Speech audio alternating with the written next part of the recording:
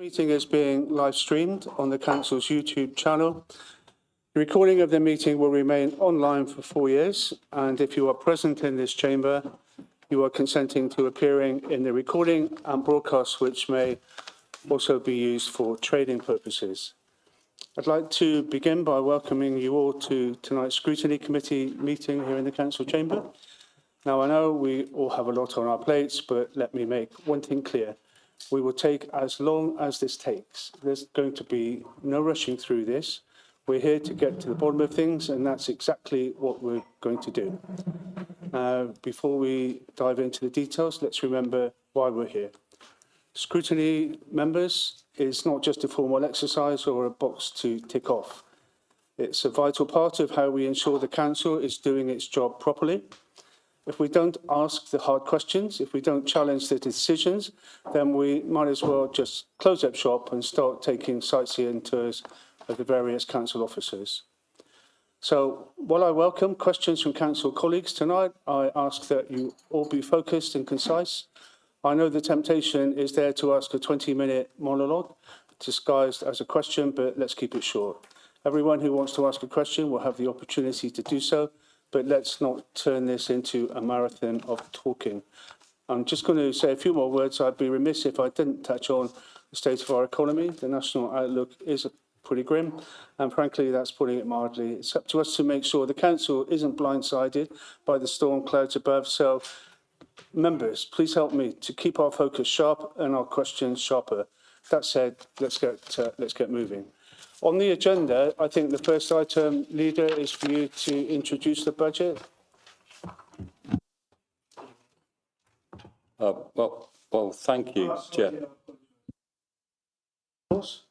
So looking at the formal agenda, apologies for absence. Which were they, Lotman? Thank you, Chair. So we've had apologies today from Councillor Castle, Councillor Bell and Councillor Highland, with Councillor Biederhold, Councillor Patel and Councillor Chambers substituting. Okay, thanks for that. And declarations of interest, any other declarations required to be recorded that aren't already recorded? No. So declaration of party whipping, any parties had any whipping applied to them? No. Public question time, looking in the gallery, I see two members of the public. No questions given notice of. Petitions and deputations, 15 minutes. And over the page, money plan, final budget proposals. Sorry, Jeremy, for jumping the gun. I think you've got the floor. Thank you. I'm not going to take too much time in introducing the overall budget, because I think that's probably better coming from Declan, who is the Cabinet Member for Resources, and he's got a prepared introduction. Just to say that some ballpark figures, we're working on updating the budget, and it's based on, quite clearly, for the last few months, we've been running on the budget set by the former Conservative administration. So this will be the first budget set by the Liberal Democrat administration. If you look at the overall net budget requirement, that is going to rise from 17.689 million to 18.604 million, so an extra £950,000 worth of spending. We hope by the end of this year that the working balances will increase from 912,000 to 1.293 million. Again, that's an improvement. The working balances are up on last year, but if you look at 2026 and 2027, you'll see they get hit hard, and that's to do with the government's plans for business rates retention, where we're going projected to lose 2.5 million. Now, whether that is the outcome or not, we really don't know. We're going to have to wait until the government delivers on its new spending plans, and we gather that we're going to get at least 3-year settlements. But when they change the formulas, it can be difficult. And you look at the way they've changed the formulas with the funding that they're providing this year, you will see that most district councils have received hardly anything in the way of growth. Ours is just 0.06%, whereas the county council has received a 5.5% increase in funding. So district councils, all of them really, are being hit hard this year. And it does seem that the Chancellor of the Exchequer has been rather mean when she's looked at funding local authorities, particularly one like Gloucester, where we've got high levels of deprivation and services that we need to deliver to communities that may be struggling financially, etc., etc. That's just the general overview, Chair, and I'll leave it to Declan to give more details on it. So at that point, Jeremy, are you happy to take questions to yourself before we move on to Declan? I think better to let Declan present his overview of the budget in more detail, and then maybe members would like to ask questions, and if I can answer them or Declan can answer them, then we'll just see who's best qualified to do it. Happy with that. Yeah, Declan. Yeah, thank you, Chair. Evening, everybody. Well, here we go again, 1 year on. It's something that some of us have got quite used to. And for some members here, this will be the first time they've attended an overview and scrutiny budget meeting. As the Chair has alluded to, you're here to scrutinise the budget and then come up with any suggestions you might want us to consider. So I'm sure it will be a constructive meeting on that basis. The money plan we are looking at tonight sets out the Council's strategic support to the management of its finances, with its main objectives being to explain the financial context within which we have to work over the medium term, provide a medium-term forecast, identify which resources we will need to deliver our priority outcomes in line with the Council plan, achieve a stable and sustainable budget, and achieve a balanced base budget, minimising the use of balances, with the general fund being maintained at a minimum of 10% of net expenditure by the end of the plan period. As Jeremy has already alluded to, local authorities have faced a difficult financial climate for several years now. Although the last 2 years have seen a partial reversal of some of the funding reductions seen since the 2010s, it is still the case that local authority funding has not recovered to the levels received pre-austerity. As such, the Council continues to face a tough financial outlook, with funding pressures forecast as set to continue.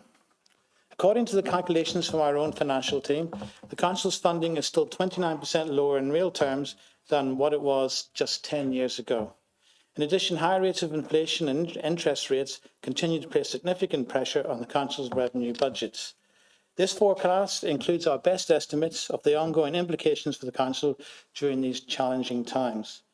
With regards to the local government finance settlement, it's a one-year settlement, with a commitment to a multi-year settlement from next year onwards. The Revenue Support Grant has had several minor grades rolled up into it, namely the Services Grant, the Domestic Abuse Safe Accommodation Grant, and other new burdens grants. The intention is to simplify the local government funding. The amount that has been allocated to Gloucester is 297, so this is the Revenue Support Grant. A new grant, the Recovery Grant, which is based on the government deprivation formula, has given us an allocation of 450,000. An additional year of new homes bonus has been announced. That will give us roughly 97,000. This is the last year of the new homes bonus. In the past, we've had anything up to 800,000 from it, so this is the tail end. We expect there will be grant funding for the employer's national insurance contribution, but don't know the exact amount yet. And finally, the Extended Producer Responsibility Grant has been confirmed, which will be worth around 736,000 to us. With regards to the business rates retention, we have agreed to continue with the pooling arrangements for the 2025-26. This increases the amount we can keep locally, as it reduces the levy paid to central government. With regards to the general fund, as I've already said, we will be maintaining the general fund at approximately 10% of net revenue, which assumes a minimum level of 1.7 million by the end of the plan. We are proposing to increase the general fund by 381,000 next year, before drawing it down by 698,000 in 26-27, mainly as a consequence of the drop of 2.5 million in business rate retention. Appendix 2 highlights the key budget pressures and efficiencies. Appendix 3 highlights the key savings. Appendix 4 is our proposed forecast capital spending and financing. Appendix 5 is the budget book, and Appendix 6 is the fees and charge schedule. Finally, I welcome any questions, obviously, and in particular, if you've got any recommendations. And before I finish this section, I would like to thank the officers for the hard work that they've done to produce this report, particularly Hadrian here. A lot of people may not know that I've been asking Hadrian for a lot of information, and he's been responding in the early hours of the morning. These are the hours that he's been putting in. We unfortunately lost our chief finance officer, who left a few months back. It wasn't expected or planned. And Hadrian has been carrying the burden, and he's also been carrying the burden of dealing with the auditors. So I cannot express enough my gratitude for the work that Hadrian has done in producing all of this. I appreciate it.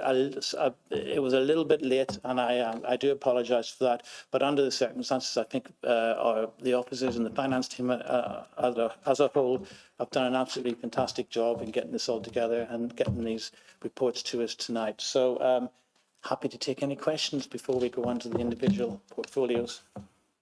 So I'm just hoping that Lauren can pick this up, because I think the entire committee would want to associate itself with the remarks that you've just made about the team and the work put in by Hadrian. It's been excellent, thanks. Okay, so opening it up to questions to the leader or the deputy leader, or what we've heard so far. If not, we'll go straight into the members' portfolio. But Councillor Chambers, Steph Chambers. It's just, thank you, Chair. It's just a really quick question. I'd also reiterate what everybody said with all the hard work that's gone into this. And it's more of a presentation not problem, but when we get to it and we've got everything finalised, could we format it into a sort of, you know, where you can see in the Adobe side and you can see each, you can drill down and you can see the sections. So like Appendix 1 here, Appendix 2 here. It's just because it is really hard to navigate all the paperwork and it's a complex information. So I just wondered if we could do that, if you understand what it is I'm saying. Yeah. There are different ways of doing it. I'm thinking if there was a spreadsheet and you can click on it and you can go to other spreadsheets and you can see the formulas, etc. But what you're talking about is in a PDF with links to other pages or other documents. Yeah, you can do links quite easily, but you can also do a column that has like a context bar where you can drill down and see the contents. But you can also link directly to those pages from other pages if you wanted to go into that much detail. But yeah, just more of a contents section on the side would be easy that you click on and then it goes directly to that.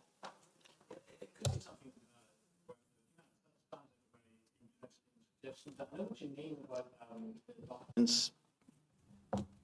it's hard to navigate between different documents, and one of these I think is something like 70 pages. We can look into that, but I'll probably need to get together with you and look into more detail exactly what it is you're looking for. And it may be feasible, but I'm not sure. We'd need to look at it. Anybody else? Anna.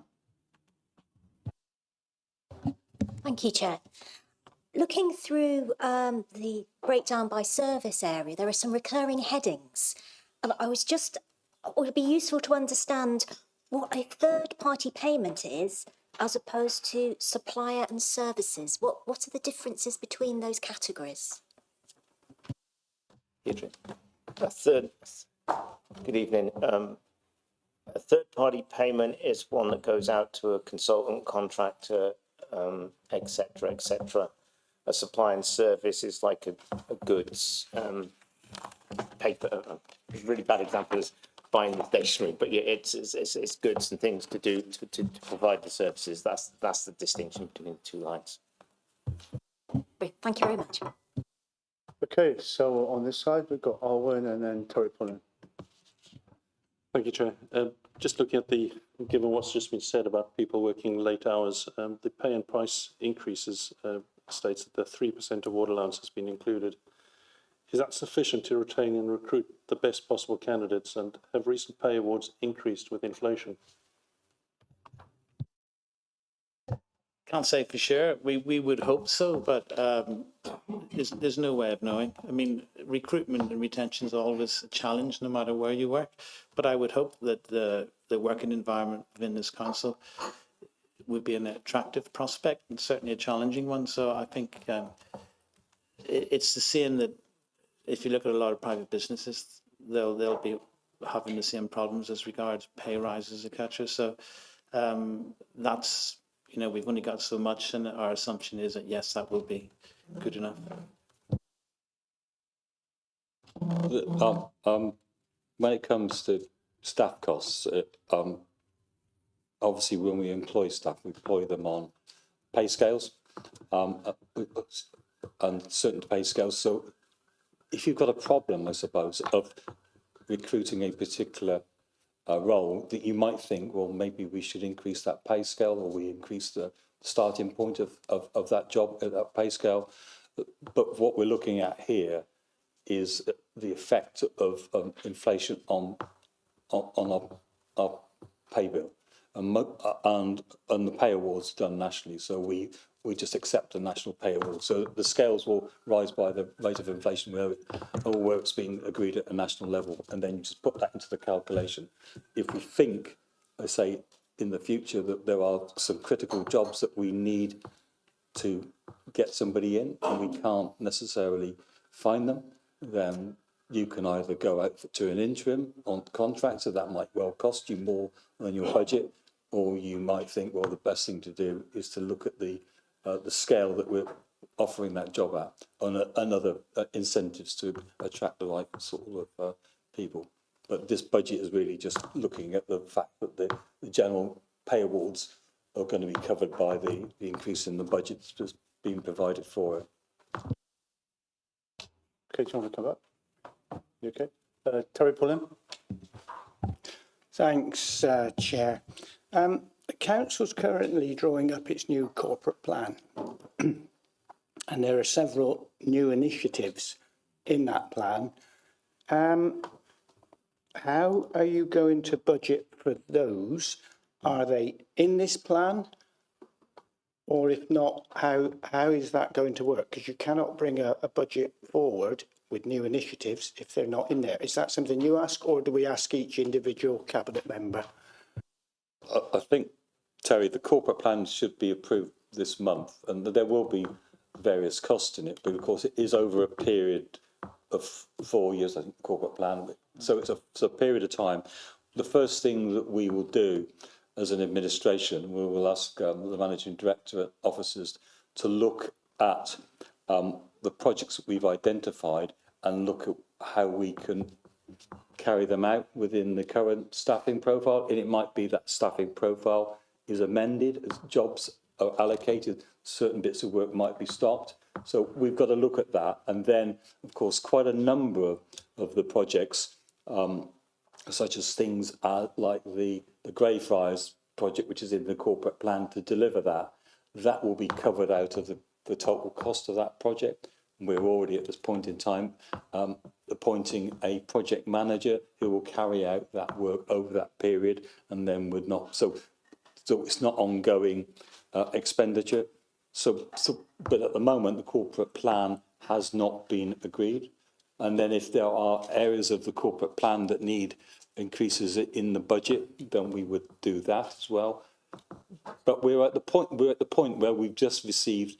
We thought, frankly, that the government was going to be more generous than the previous government when it came to allocating funding for Gloucester City Council. It hasn't been. It's been exceptionally mean in its allocations for us. So some areas of growth, which we would have liked to just immediately allocate it for, we can't. But we will look at the corporate plan and how it's delivered over the 4 years once it's been set in stone, and then we'll look at how we allocate the work, and then how it might be funded as well. And some things might start in 3 years' time, for all we know. Sorry, that's not a very clear answer. What you're saying is you're going to create some new work streams with some new initiatives, but you're going to do them in the existing budget, which means that you're going to have to stop doing other things to make the new work streams come online. Now, I appreciate that that's over a 4-year period, but you're a new administration and you will be wanting to get some of those new initiatives off the ground pretty quickly, I would have thought. So I'm still not clear how that's going to work. You are setting a budget for the year ahead, but you're not including the new initiatives and the new programmes in this budget. The new initiatives haven't been programmed as areas of work at the moment by the officers. What we've done is if the corporate plan is approved, we'll agree the initiatives and areas of concentration, and we will then make sure that they're funded in a scheduled, in an appropriate way. And we might well redirect work that's being done or within the officer team. Again, that's up to the managing director to advise us on how we can deliver the projects. And some of these initiatives will be part of the service plans as well. But at the moment, the corporate plan hasn't been approved. I'm sorry, but so what you're saying is you've got new initiatives, new plans, they're not in this budget. That doesn't seem to be very clever to me. Well, the form is in the budget. Things like the work on Wessex House or the work on Greyfriars and things like that, they're not, because they're capital projects and major projects, there will be, the financing of that will be within it. So the stuff that you need, if you look at the forum, we employed particular staff to deliver that, and they were covered by the capital projects on those things. So the £12.1 million or whatever it is for Greyfriars, we will be taking on staff within that budget, so they don't affect this aspect of the budget, because that's capital funding that's been allocated. So you need to get all those ducks in order before you say, well, in actual fact, we need some financing to cover ongoing revenue costs. But if you've got projects that are going to be time up to 2 or 3 years, then you don't employ people to carry on with that once the project's been finished. There are other bits of work. But again, I said, the corporate plan is coming to the January cabinet meeting, council meeting, and yet until that's approved, the officers can't actually create the work streams that need to be done over the period of 4 years, and therefore we haven't allocated funding on some of the projects as of today. But we'll look to that to do that in future, and we'll come back to you if necessary. Okay, well, look, I think I've made my point, and I think what we need to do is ask those individual cabinet members when we speak to them later about those new projects that fall within their portfolios. Thank you. Okay, let's leave that there. So Declan, before I take you, Steph Chambers was trying to get in. Okay, so Steph, sorry? Okay. Yeah, I was just going to add the graffiti action plans also in the budget. But as regards, obviously the forum and Greyfriars, as regards the rest, first of all, the process, we need to agree a budget by 31st of March. Once that's been achieved, hopefully, we'll look at the corporate plan items once that budget is approved. And in regards to the items in the corporate plan, officers will also be tasked with finding new funding streams as well to finance those items that we want in the corporate plan. And certainly that's where I'll be keeping a close watch on things and making sure that we do have the funding to cover them. Okay, sorry, Steph Chambers. Oh, thank you, Chair. I just wanted to understand, following on from Terry's really good point, so in the January council, we're going to be asked to approve a corporate plan. A couple of weeks later, 2.5 weeks later, we're going to be asked to look at the budget and approve a budget. Where the corporate plan's not costed in that budget, unless things are removed from the corporate plan. I'm just also a little bit confused of how that happens, because there's certain things that are financial, to me, in my mind, in that corporate plan, that have really big financial implications. So are we going to be, you say we're going to look at other funding streams, which obviously you're going to do. However, if they can't be found, what happened? Are we asked, are you then going to start taking things out of this budget that we've approved, changing direction? I'm just not certain of what you're actually asking us to do with approving both these documents when one of them isn't only not costed in full, there are some, in my mind, some huge gaps in that. Can I come back on that? If you remember in previous councils, when it came to the corporate plan, there was no budgetary financial implications on them. These were the key strategic objectives of the administration in the past and the past before that. And they were set, and then you work your budgets through it. But we're in a bit of a difficult position in taking over the administration in the beginning of this council year. We also then had the general election, and we've had a new government in there. So knowing exactly what the priorities of the new government have been difficult, and exactly what sort of financing we were going to get. And it's been particularly frustrating to see that the city council, because I was expecting a Labour government, would have been a lot more generous than it has been in the provision of funding for Gloucester City Council. Therefore, we're being very cautious with this budget. We will get the corporate plan through. It's later than it would normally be, and much closer to the budget than it would normally be. And then what we'll do is make sure that we deliver on the corporate plan over the period of 4 years of the life of this council.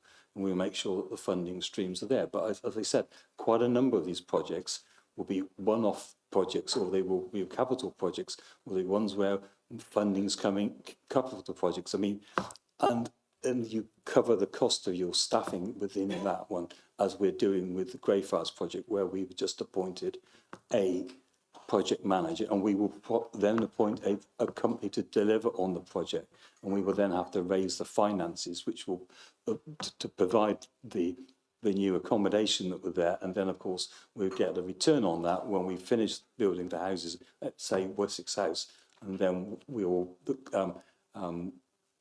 derive an income if we retain those properties to be let as council houses. We need to look at all that, but this is about the service plans, and the work within the services always changes, and it will change because of the corporate plan and the priorities we've got there. And we'll see whether we can deliver those changes within the resources we've already got. And we've already tasked officers and the senior members of staff to start looking at the projects. They know the work that needs to be done, but we can't set down those projects in turn until we've asked them to look at it and get the officers to work it through how it's going to be delivered. But the overall budget is there. We can't raise the overall budget. It's been raised to the council tax is 2.99%. It cannot go up any further. So what we've got here is overall spending that the council can use, and it cannot change it. The other way we can change the finances, as you'll see in here, is that one of our strategies, as in the manifesto and in the corporate plan, is to increase the amount of commercial income. And you'll see in the papers there's an increase in the amount of commercial income, which hopefully will fund some of the projects that we want to deliver. So, councillors, does that help?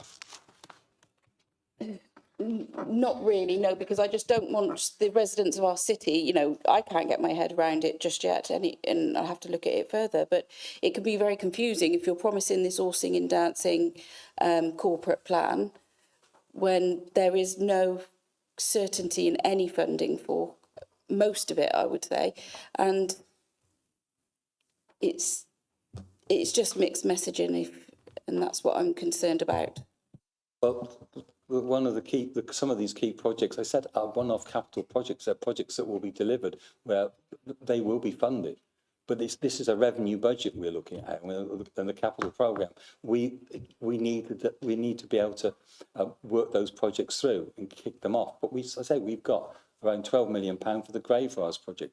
It's not part of this, and the people that will be employed in delivering that, other than our head of place and the team we've got here, will be keeping an oversight, will be carried out by people that will be working on the project and will be employed to deliver that project. So this is an overall budget set by a 2.99% council tax rise and set by the amount of money the government's been prepared to give us in grants. And they've all, the final outcome of that is £86,000. So we have to work through this in a careful, cautious way, and that's what we're planning to do. Okay, so okay, we can move on. Yep. So Alistair Chambers. Thank you, Chair. And thank you, Aidan, for the hard work you've done working through the night and the early hours of the morning. However, it's disappointing that you haven't been supported by the council with a temporary stand-in. I think that would have only been right for you. I appreciate the hard work you've done. Thank you. Can I come back on that? That's an accurate statement made by Councillor Chambers. We have employed an additional person to assist Hadrian's team, who was employed not recently, once we knew that the Section 151 officer was taking early retirement. Thank you for that, Leader. But my point is, if you're still working through the night, maybe you should have employed 2 more, because obviously 1 wasn't enough. But anyway, getting to the questions. So I've got a series of questions. I'm not going to ask them all in one go. I'll come back in case somebody else has some questions around it, and then I'll continue later because I don't want to take up too much time in one go. So this is the Cabinet Member for Finance. Hello, Declan. You're very well. So just before I start, very simply, the council gets its money, is this correct, by charging fees? And then there's costs coming out. So the budget's created by the fees it charges, by the third-party payments and whatnot it's got to pay and supplies. And then it gives a total amount that's left. Is that correct in my thinking, in very basic terms? There are several sources of income, and I always refer people to the money plan where you can see where all the money is coming from. So there's various support grants from the government itself, there's council tax, and there's money from fees and charges, yes. Thank you. So given that fees is one of the significant parts of the council, I was wondering if it would be possible if you could turn to Appendix 6 to the addendum, money plan and fees. It's the fees and service document, 2025 to 2026. I'd just like to run through a couple of these items just to make sure I'm understanding it correctly from what I can see. So if you could be so kind and turn to page 23. There's quite a couple of pages, 9 in total I want to go through. You on 23? Yes, I am, well, depends what's the category you're talking about, because I've got a page 23, but it's a different report page, so it would be helpful if you could say what they are. So if you look at page 23, you'll see a 16 at the bottom. However, the document page is actually 23. So ignore this. Correct, yeah. So if you base that on the correct page, which is 23, it's actually, there's 52 pages of documents, but I'm going to go, there's only 9 pages I'm going to refer to. So you've said that fees is a significant income that you based your budget on. If you can go to the item highlighted red at the top and highlighted in a significant fluorescent yellow, would you be able to be so kind to read that out? I'm struggling to read it, if that's okay. Can you read that out for me? I'm guessing you're talking about fees still under review for 2025, 26? Yeah, that's what I thought it was. I was quite shocked that you're basing your budget on fees coming into the council, and yet local authority fees, you still haven't got them and you're still under review. And you want us to debate this next week. Can you also turn to page 27, if that's okay? And could you tell me if that's the same situation?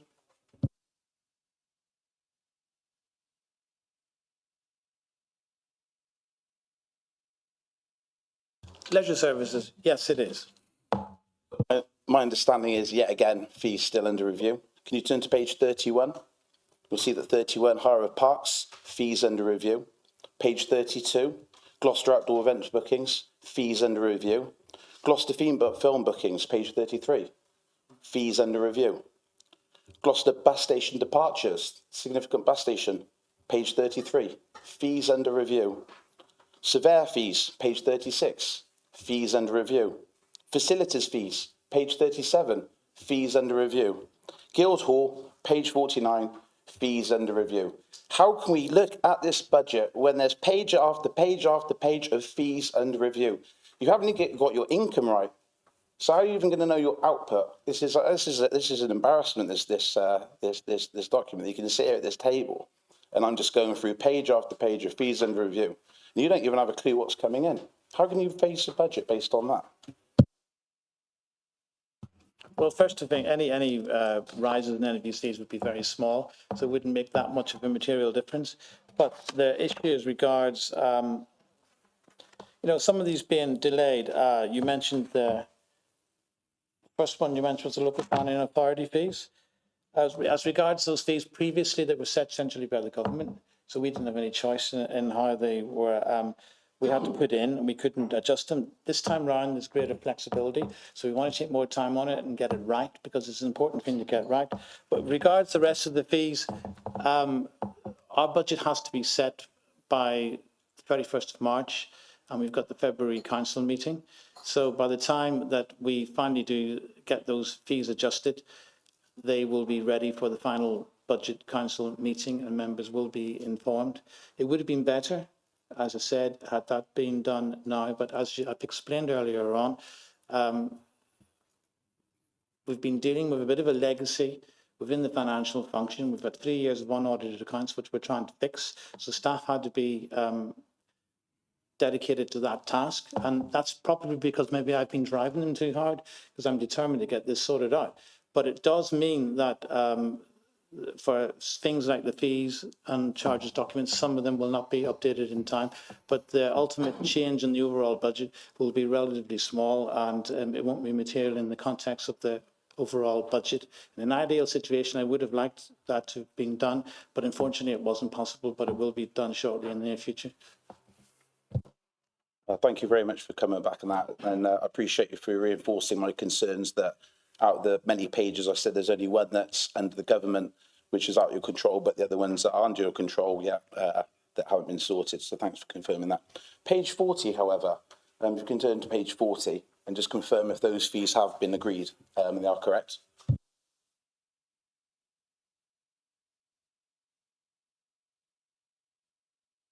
Cemeteries and crematorium?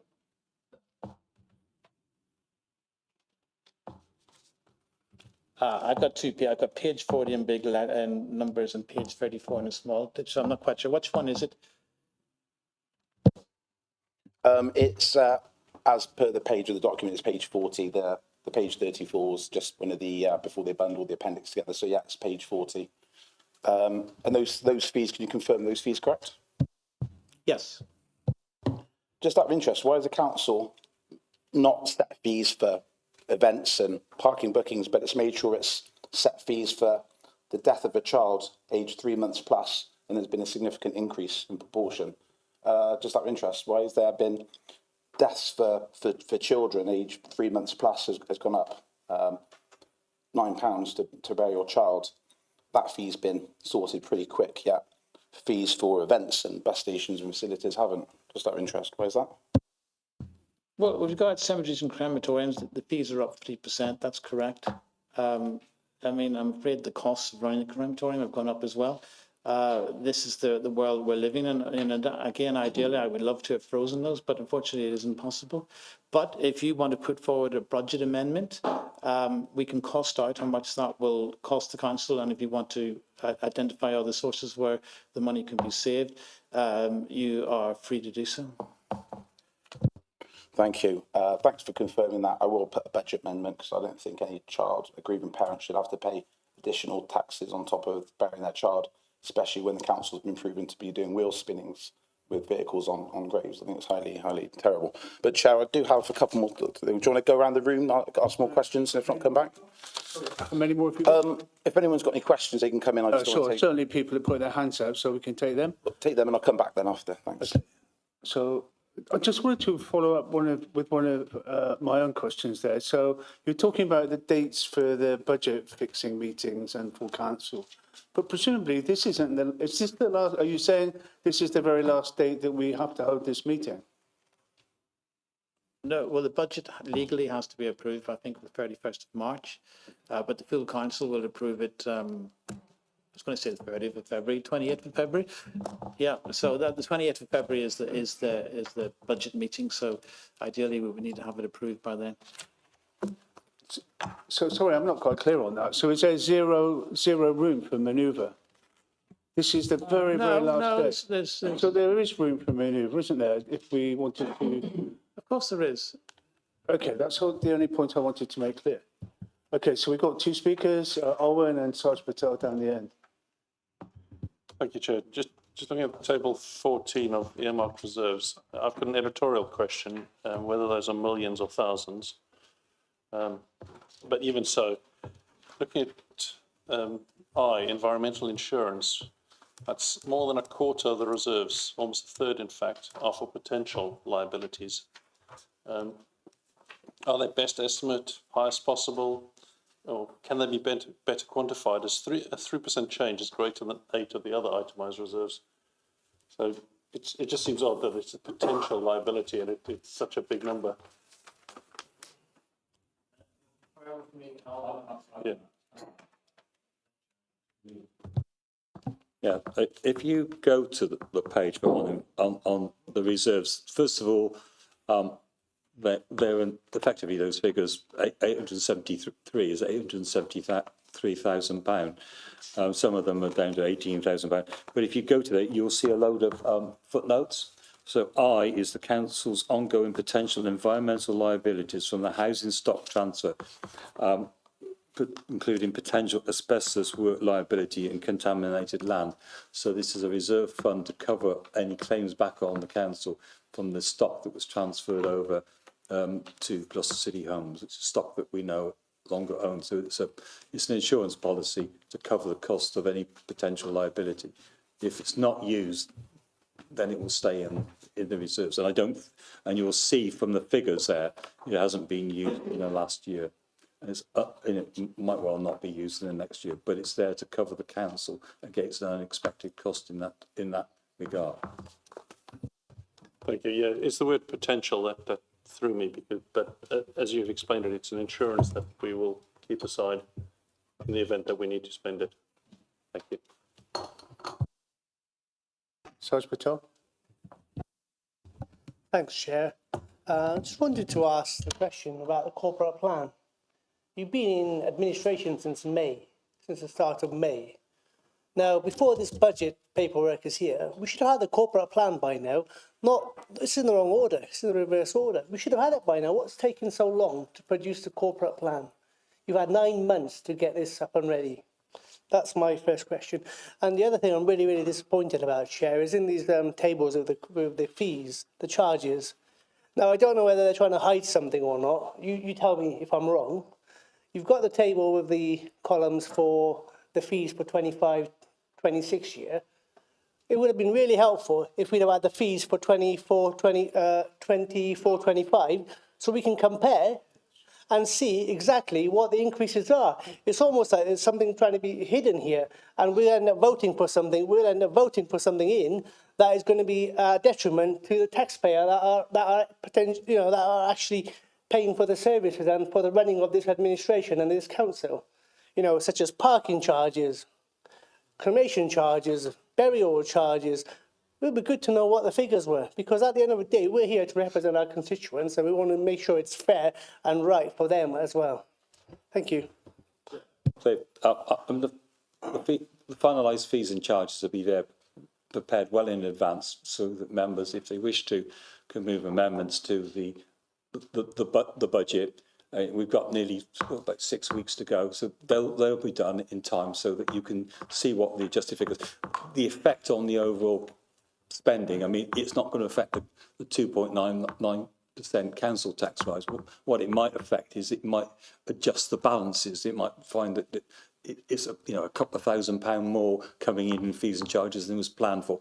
So it'll just be an adjustment in some of the figures, but it won't affect the overall budget.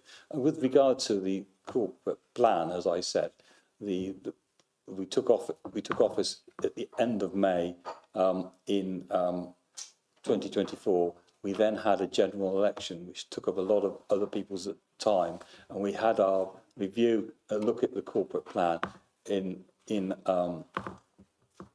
September, and we had the cabinet approve the draft plan for consultation. It is unusual, but that's where it is, and that often has an often happens when you've got a new administration taking over and looking at a complete change in the policy direction of this council, though we were building on what the previous administration had done. It would have been nicer to get it done quicker, but we couldn't get it done quicker, and that's the situation. So the corporate plan is coming to council, yeah, on the was it the 30th of January? So that's there for consideration and approval. Though I've seen some amendments which are uncosted expenditure that's been proposed. But even so, we'll have a look at the corporate plan and get that approved. But it's not going to affect this budget anyway. And we're here this evening, Chair, quite clearly to discuss the budget. For clarification, the election, Is your mic on, Sarge? yes, it is. Okay, sorry. Point of order, the leader just said that the administration took over at the end of May. The election was on the 2nd of May. So did you take over at the end of May or the start of May? Because that's a 1 month you're eating there into that 9-month period. The new administration took over at the annual meeting at the end of May, not on the day the election took place. It was up to the new administration to take over, and then immediately within 4 days, the general election was called, and the staff were quite clearly concentrating on making sure that the general election was done properly and democratically, and it affected the timescales for everything. Okay, lots of hands going up. Sarge, do you want to come back? So I try and remember who was down here. Sorry, Steph, is it you? Thank you, Chair. Just a little bit of clarification. So I've got some questions in regards to Declan's portfolio, but you won't be doing a separate portfolio presentation, will you? You will be. Okay, so I'll leave them for then. Okay. Okay, Councillor Pullen. Just the excuse of a general election. Hang on a minute. Our democratic services officers run the general election. Not every single officer in this council is involved in the general election. So, with respect, I think that's a bit of a poor excuse. I don't think it is, Chair. The general election had an impact on political operations in the council, and therefore it delayed the work on the corporate plan. I think we'll move on. So Alistair Chambers. Thank you, Chair. Just before I ask my questions, I do agree with Jeremy. The elections would have had some implication on him because I saw him not in the council offices but running around delivering leaflets. So that would have definitely affected his time in running the council, because there are quite a lot of people I know who knocked on their doors posting leaflets through. So I can understand your point, Jeremy, good point. It took a lot of your time delivering leaflets and knocking on doors rather than sat here in the council. So I do get that. Anyway, going to my question to Declan. So Declan, what would you say is the most significant item at the budget? If you could pick one item, just so I know, what would you say? I appreciate it's all equally important, but there must be one item that's significant in the whole budget. What would you say that was? Oh. Well, do I have any time to think of that? Well, I'm thinking we're spending 2.8 million on the car parks, for example. Next year, we've added that to the capital budget as a result of a certain member bringing to our attention things that things that are incorrect, and also finishing the forum, and also personally, the indoor market. I've spoken to the traders there, and I think we neglected them over the years. I can understand their frustration, but we are sorting out their licenses, and we're sorting out issues such as making sure they're properly invoiced, making sure that it's run more professionally, and making sure they're better informed about what the future of the market is. It was quite moving that one of the traders I spoke to, I think she told me she'd been trading there for about 40 years. Another one told me they'd been trading there for about 29 years. It's quite a solid community there. Genuine people, working hard, providing a service to the city. And I want to make it part of my sort of role and ambitions this year to make sure that the market traders themselves are kept informed of what's going on, and we do what we can to improve the whole market experience in Gloucester. And I think the money that we will get from the Levelling Up Fund will help us achieve that. So that would be it there. But again, we did a lot of work with the homeless, which is very important as well. And you know, it's just a whole stack of things. Not one thing's more important than the other, but from a personal point of view, from the first few months, those are the issues that immediately spring to mind. Thank you. So I've got a series of questions on that. Thank you for raising about the car park and the member that raised that and the cost associated, because I'll tell you what, it would have cost a hell of a lot, sorry, you wouldn't use, it would have cost a lot more if anyone was died as a result of the dangerous car park. So I'm really happy with that member. He must be a really cool member to raise such things and protecting the public safety. But anyway, and thanks for mentioning the market.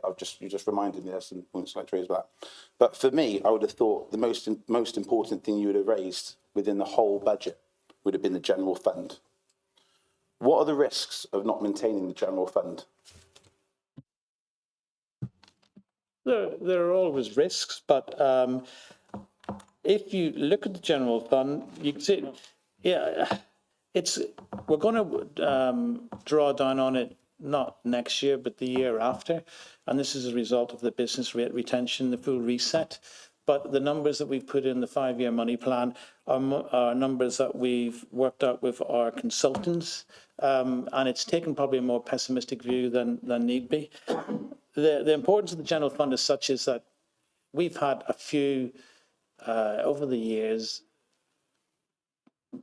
emergencies, let's just say, or unexpected event. Cyber attack was one of them, which cost us, I'm not quite sure what the final number was, but it could have been anything up to £1 million. And then the sudden, the difficulty we had with temporary accommodation, which was another sudden hit, which Steph here was left holding that particular hot potato, and I have to say, did very well, as did the administration in getting the temporary accommodation fund up and running, and making sure that we were able to start mitigating those costs. That's why we have a general fund for there as an emergency. And as you can see, that the principle is that it has to be 10% of net revenue by the end of the 5-year plan. If you look at the plan that we're producing here, you can see it's considerably above that. But I would much rather have, I know there are some people who say that why we shouldn't have a general fund at all, but unfortunately emergencies happen, and that's why that I would consider it a key objective to make sure that general fund level is maintained, and that's always a focus that we should be particularly looking at every single time we have a budget consultation. So as regards what's the risk to the general fund, there are always risks, but I think it's the question of how we manage those risks, and I think we're managing them well. Yeah, quite a few more, sorry, Chair. So thank you for advising on the general fund, because I see that as significantly more important in the budget than car parks and markets, because the RGA and Financial Times says that a poor general fund, financial instability, bankruptcy of the council, service reductions, increased borrowing and debt, legal compliancy risks, and loss of public trust. All those 5 items, I'll say, this council is a victim of. However, you did say that the council highlights that this 10%, is that correct? 10% is a healthy amount. You're nodding your head, so I'll take that as yes. Because the council budget papers in 4.2 highlights that the best practice for maintaining a general fund is 10% of the net revenue budget. So in sort of terms, I see that as it's basically like if you've got bills coming out, you've got a pot of money, which is your savings in, and for a rainy day, you can fall back on that. However, you said we're significantly higher than the 10%. I've done some figures and calculations, and I say you're completely, unfortunately, Declan, you're completely inaccurate in every way on that. And I'll give you the figures why. The money plan shows a shortfall of 1.148 million in 26-27, with only 150,000 of income and efficiencies, making a shortfall of 998,000, just under £1 million. This therefore reduces the general fund to 595,000. And that equates not to over 10%, that equates to 3.2%, well less than a third of where you should be in your own practice, in your own budget, under 4.2 of the Best Practice Council. Therefore, this council is not falling short, it's falling far short of how a local authority should be operating, and you basically raided the piggy bank, and you've left nothing in there for a rainy day. And I'll tell you what, it's very, very disappointing. On that basis, is there a possibility that this council in the near future will be issuing a Section 114 notice? Can I come back there, Chair? I mean, Let me go first. First of all, it's not 995. Look below on the earmark reserves, you've got a minus 300 and a plus 300. And that's money we've put aside because of the business rate retention. And as regards the 10%, it's over the lifetime of the 5-year money plan. So it will dip down in maybe 1 year, but then we put it back up the following year. And that's what's happened before. It happened whenever we were hit by the cyber attack, and it also happened when we were hit by the sudden crisis in the rise in temporary homeless. That's what it's there for. There's no point in having a 10% balance fund if you never use it in an emergency. What is the point in having a rainy day fund if you don't use it when it rains? And that's what it's there for. So we are looking ahead, and we're seeing that we can see, we're taking a pessimistic view, if you like, about what's going to happen with the business rates retention reset. The reality is probably that they will do it in a more gradual sense, so that won't happen. But we're taking the worst case scenario because that's how an accountant thinks, and that's how I think. But I would say in balance of probabilities, it won't be as bad as that, but I'm not taking any risks, and that's why it goes down temporarily in that 1 year, but then you see it goes back up again. Thank you. Thank you for that. Thank you for your answer. I appreciate it. On the basis of that answer you gave me, I appreciate that. However, the table from last year compared to the table from this year shows that items have been taken out. Hence the reason why I believe you didn't have the 2024 figures. Hence the reason Saj Patel raised that. I think you're correct in that. That basis, I just want a simple yes or no, Declan, here, please. No political answers, because it's a very important question. Have you removed the council tax support scheme? Because it's not showing in the cost schedule. We have not removed the council tax support scheme. In fact, we had it before Cabinet, I think not the last Cabinet, but the Cabinet before, and it was even reported in Gloucestershire Live that we are continuing the scheme. It's a much more generous scheme than most, in fact, all of the councils, I think, around here. And we've had it since 2012, and we have still got it, and we have absolutely no intention of taking that out. Thank you for that. With regards to, thank you for that. To the Cabinet. During the meeting, or Well, hang about. Whoa, otherwise kind of mute you like you. can I muted me. respond to the question? No, the question was to Declan. No. Can I respond to the question? I'm here. I'm the leader of the council. Can I respond about the working balances, please? Can I? Thank you. Just to, no. Hang on, that wasn't a yes. So, Councillor Chambers, who was your question directed to? I'm answering. So, will you allow Declan to answer the question, please? Well, he has answered. I want to add some additional information, Chair. Chair, can I answer the question he made about the working balances? We've been going an hour now. There's a lot more to do. So if you can be snappier in your replies, that will help us. Well, I always am, Chair. Thank you very much. Always snappy in my replies. If you look at the working balances that were at the beginning of 2024, there were 500,000. They were pushed up to 912,000. And that's said in 25-26. And 381,000 is being increased this year. So we're increasing the working balances for the next financial year.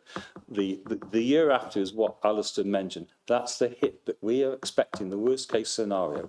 If the government reviews the business rate support scheme and does what we think they might do and cut the amount of money that we get from the business rates support scheme by £2.5 million. So it will have a hit on the working balances. We will have to look at that over the next year, but it will be for next year's budget to do the accounts on that one. And we might well find that the government proposals aren't as bad as we first thought, but we're making sure that we've got ourselves covered in the event of the worst case scenario. If, for example, we don't invest the £381,000 this year in boosting the working balances, what it would mean for 2026, 2027 is that we'd only end up with £214,000 spare in the working balances. And that would be a very dangerous situation to be in. So caution to everybody who might be thinking of amending the budget. We need to make sure that we protect ourselves for the future. So last question, then I'm done. Sorry, were you wanting to come back? Sorry, Chair, last question. Yeah, because I wasn't interested in what Jeremy said. I was only with the cabinet member for finances, so I got one last question for him. But anyway, Jeremy, thanks for that question, the answer, and thanks for confirming you're always snappy with your responses. But I don't think Councillor Gravel's meant snappy as in your response and your demeanour. I think it meant be a bit more snappy with time. So, but yeah, thanks for clarifying that. So to cabinet member for finances, you mentioned the market. So I actually went round and spoke to every market trader, and some haven't been billed by this council for over 3 years. Some haven't been billed this council for over 9 months, and every market trader hasn't been given a licence. They're really, really upset. You did say people have been there 40 years. Some of them have been 40, some of them have even been 50. And this council has put them in a position where they don't know where they are. They said over the 40 years of being a trader at the market, they've not been billed for a licence, they've not been issued a licence, and that's only since your administration. It is. I spoke to them. I've got a meeting on the 3rd of March I'd like you to attend. So on that basis, there's circular 300,000, well, I think it's 283,000 of surplus, of unclaimed rental money from this council to the traders. Where's that in this budget? Because I haven't seen it. Some of this goes back longer than what you're saying, but here's the thing. There are some issues that I am aware of, but I'm not going to discuss them at a public meeting. I think the traders deserve a little bit more respect than that. And I'm surprised you've brought it up, but I'm certainly not going to say anything now. We are working through these issues. I'm not going to put say anything that I shouldn't say, that other than I respect what the traders are doing, and they have my full support, and I will resolve the issues, some of what you mentioned, but I'm not going to specifically say anything else right now, because these people deserve some respect, and we will give it to them. Thank you for that, Declan Wilson, cabinet member for finances. However, I didn't just stumble on those answers. I was contacted by over 8 store traders and actually officers from this council.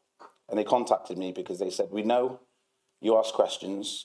We know some might see it as uncomfortable, but low-level officers not on a high pay grade, actually come to me with information because they're upset with how this management, this cabinet are running the council. And I don't fumble across 283,000 missing here.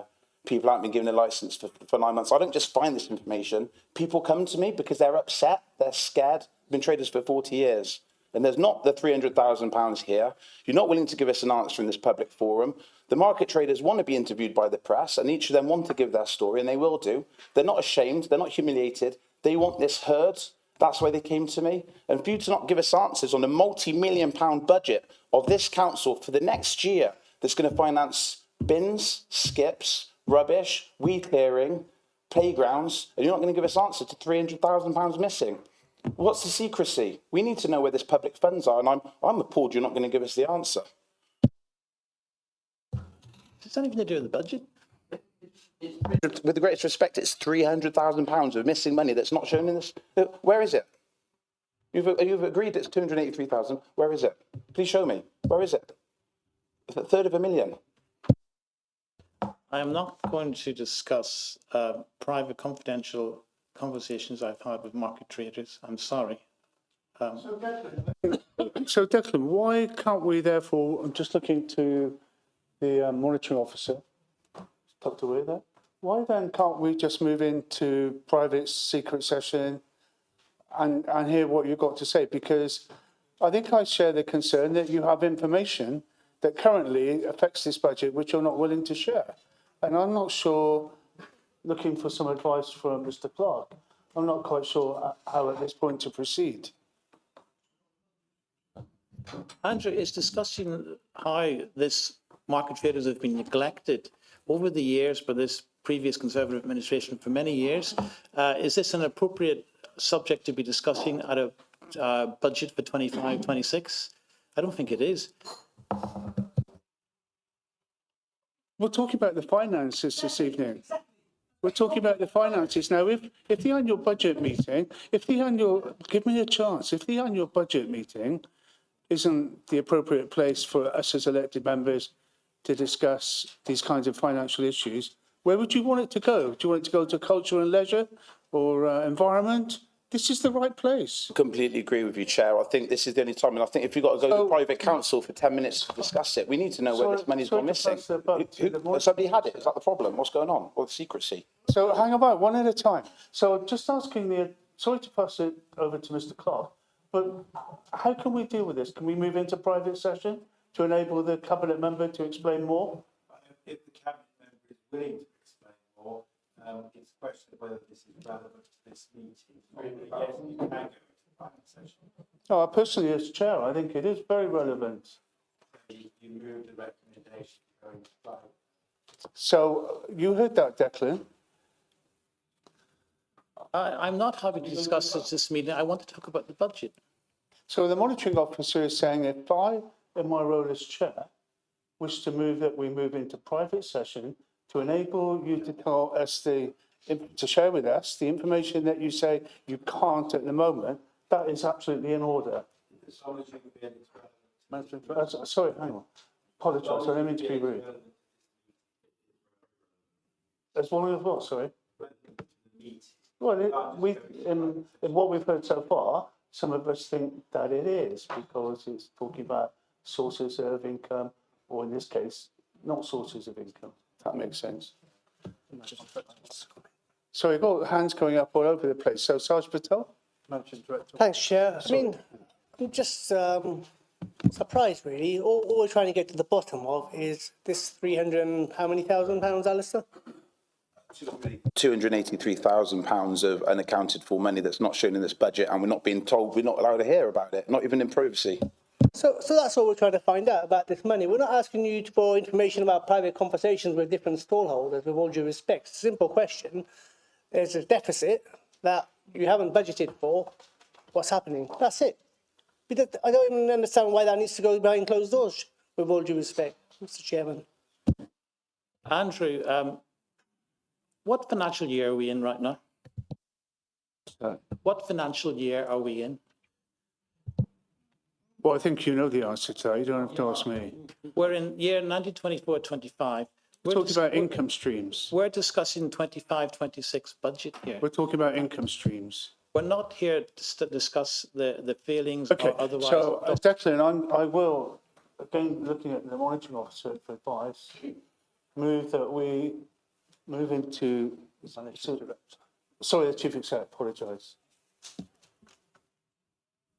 Does this microphone work? Yes, it does. Thank you. Sorry for interrupting, but I would like to just suggest that we don't need to move into private session, because I've got the markets and street trading budget report in front of me, and this is saying that the budget for income from markets and street trading in the 25-26 budget is £359,000, £670. So there is a budget for all of this income. As the cabinet member has indicated, we're not really understanding where Councillor Chambers is saying the money is missing, because as far as I can see, the money that we're expecting to get from the markets is shown in this budget report. And that's the figure that I've got in front of me. It's £3,500 less than the 24-25 budget of £356,000. Does that help, Chair?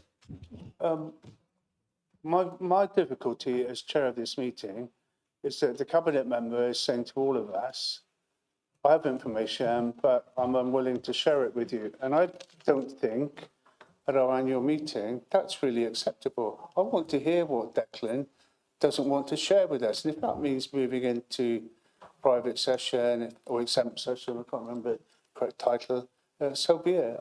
We are taking quite a bit of time, but as I said in my introduction, we will take as long as it takes. And if we have information that is relevant to what we're discussing, then I think I, in my mind, know how best to proceed. So somebody up this side had their hand? Stephanie Chambers? To my mind, Chair, I suppose looking at the budget for the markets does that amount include,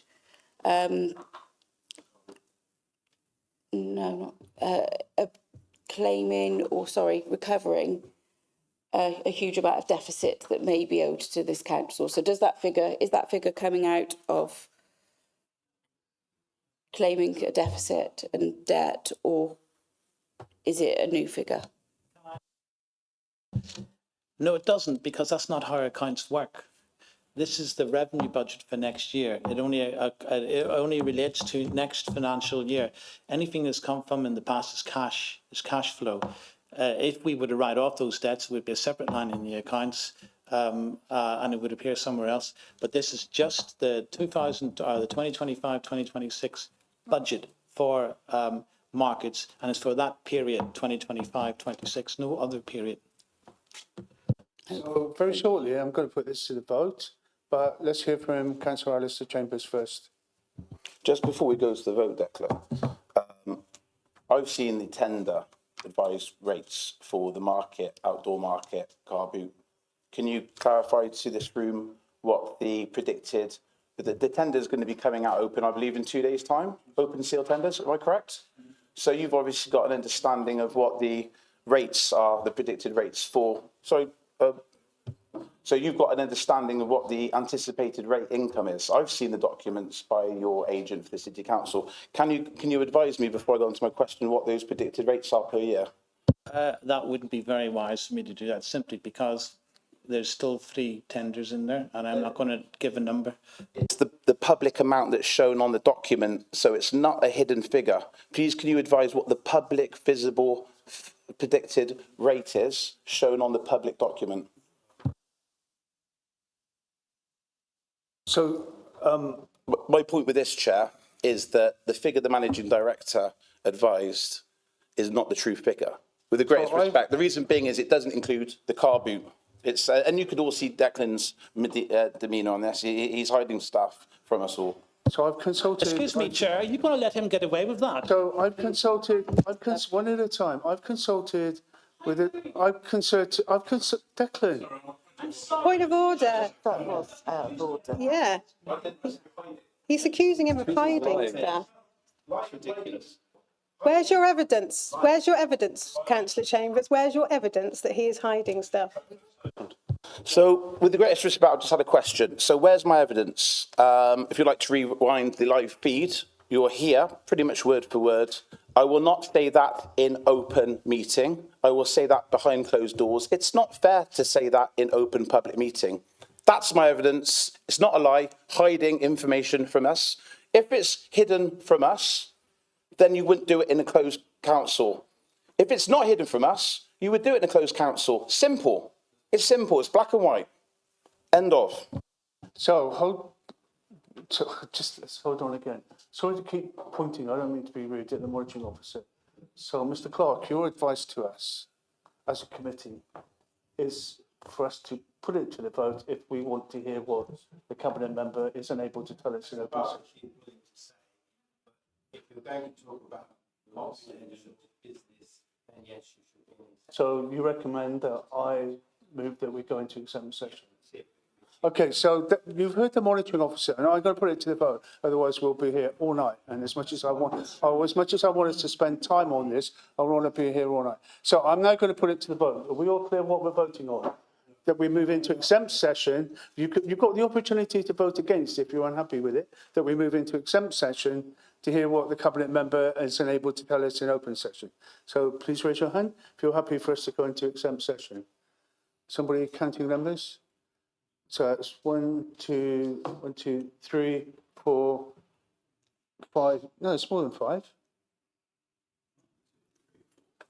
You had your hand up. And my hand up. 6. Is that right, Lauren? No. It's not right. Wasn't it right? Howard keeps putting his hand up and they're taking it down. So keep it up. 1, 2, 3, 4, 5, 6. 6. Okay, and those against? 1, 2, 3, 4, 5. 1, 2, 3, 4, 5. So 6. okay, so that's. Chairman's discretion, Chair. I suggest we adjourn. No, I definitely don't suggest we adjourn. So if it being extremely serious, so I shouldn't have said that. So if if the vote is even, I cast my casting vote in the way that I indicated I would by moving the motion anyway. So my casting vote goes to, we go into exempt session. Declan, to enable you to share with us what you feel uncomfortable telling us in open session. We're still on the public Wi-Fi. So that's what we're going to do, members. So, Lauren, do we have to clear the room? Well, hang about. Councillor Miller, you're a member of the council. I'm not sure that you have to leave. She's an elected member of the city council, looking at the monitoring officer.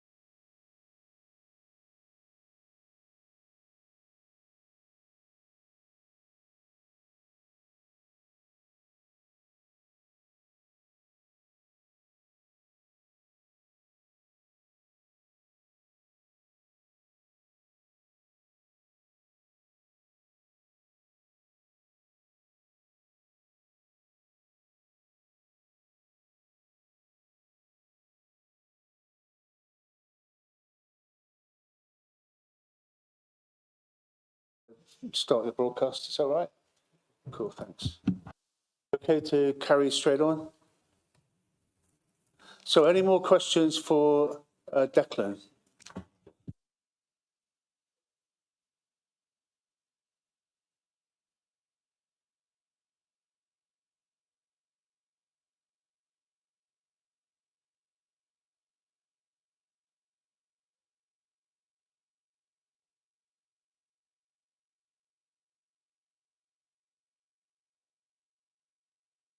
For members of the public to come back in, then we'll get underway. So, you're quite clear that we have to do this, okay? Sorry? Yeah, and then we're going to go into public session. Okay, so we're now back in public session. So, Olwen. Thank you, Chair. We're in public session, don't forget. I understand that. Just looking at the page numbering on the side, page 20, the external grants. We've got 15 million of external grants this year, dropping down to 5 million next year. What is the makeup of those grants, please?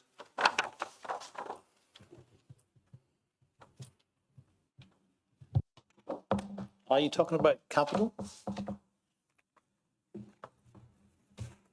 Ah, okay. Yeah. Bear with me while I find my scribble notes. Yeah, this is to do with, we've got quite an ambitious capital programme next year. I'm just getting bits of paper out of my file, so bear with me. Yeah, our capital budget for next year, it includes things like the 2.8 million for building improvements I mentioned earlier, Oxtall's leisure facilities 8 million, King's Quarter, Greyfriars, and it's financed primarily by external grants and capital receipts, which I think is what you're referring to. So it's 15.2 million and 12 million. The 15.2 million external grants are comprised of the Greyfriars Levelling Up 3 money that we received, which ironically we've just been talking about, albeit indirectly. Swimming pool fund grant and SIL money that we've put in a bid for. As regards capital receipts, there's a number there of 12 million. It's a combination of HKP, the airport, and the disposal of the Gateway building. Anybody else? Questions to Declan, please? Nobody? Haj Patel. Thanks, Chair. It's £20,000 for a graffiti action plan. Am I okay to ask you that question and what that's going to cover? And also, Chair, if I may, Declan spoke about the investment and the support for the market traders, which is great to hear. But on the one hand, you're talking about supporting market traders. On the other hand, you're putting up parking charges again in the city centre, albeit by 30 pence. 30 pence is, when you add that up over days and weeks and months, it can be very costly. Frankly, I think we're killing the town centre completely. They'll have an indoor market, but they won't have any customers at this rate. So I think perhaps you want to consider reviewing the parking charges. I think now maybe not be the right time when people are financially struggling, and we want to be encouraging them to be going to the city centre and spending money in the shops, not scaring them away. Thank you very much. I take your point about the car parking charges. I made similar points myself in the past. If you want to propose a budget amendment for the council meeting, by all means do so. These decisions are never easy, and when you're faced with the finances that we have, you have to sometimes make these decisions. But I accept that not everyone will agree with them. But by all means, put forward an amendment, and we'll see what we can do. With regards to graffiti action plan, did I see Sebastian put his hand up? Yeah. Do you want to talk about it now, or when he gets to this portfolio? Yeah, he's got more of the details of it. Okay, so I'm just clarifying whether you're here now as a cabinet member or deputy leader. Have we gone? Well, no, Well, in that case, can I suggest we formally move on to cabinet members, and you suddenly now morph into the cabinet member for resources, except Sergeant Mattel wants to chip in.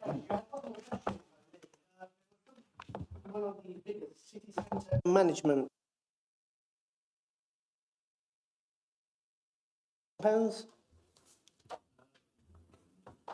Try and find it. I'm just wondering what they are, what the team are, and what they do. And I wonder if they're city centre management, do they cover indoor markets?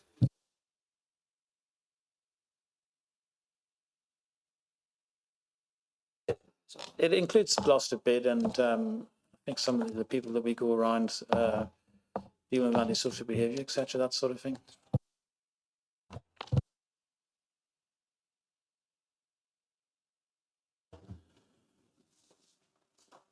We okay to move on, Sarge? Yes. Yeah, cool. Terry Pullen, Alistair Chambers.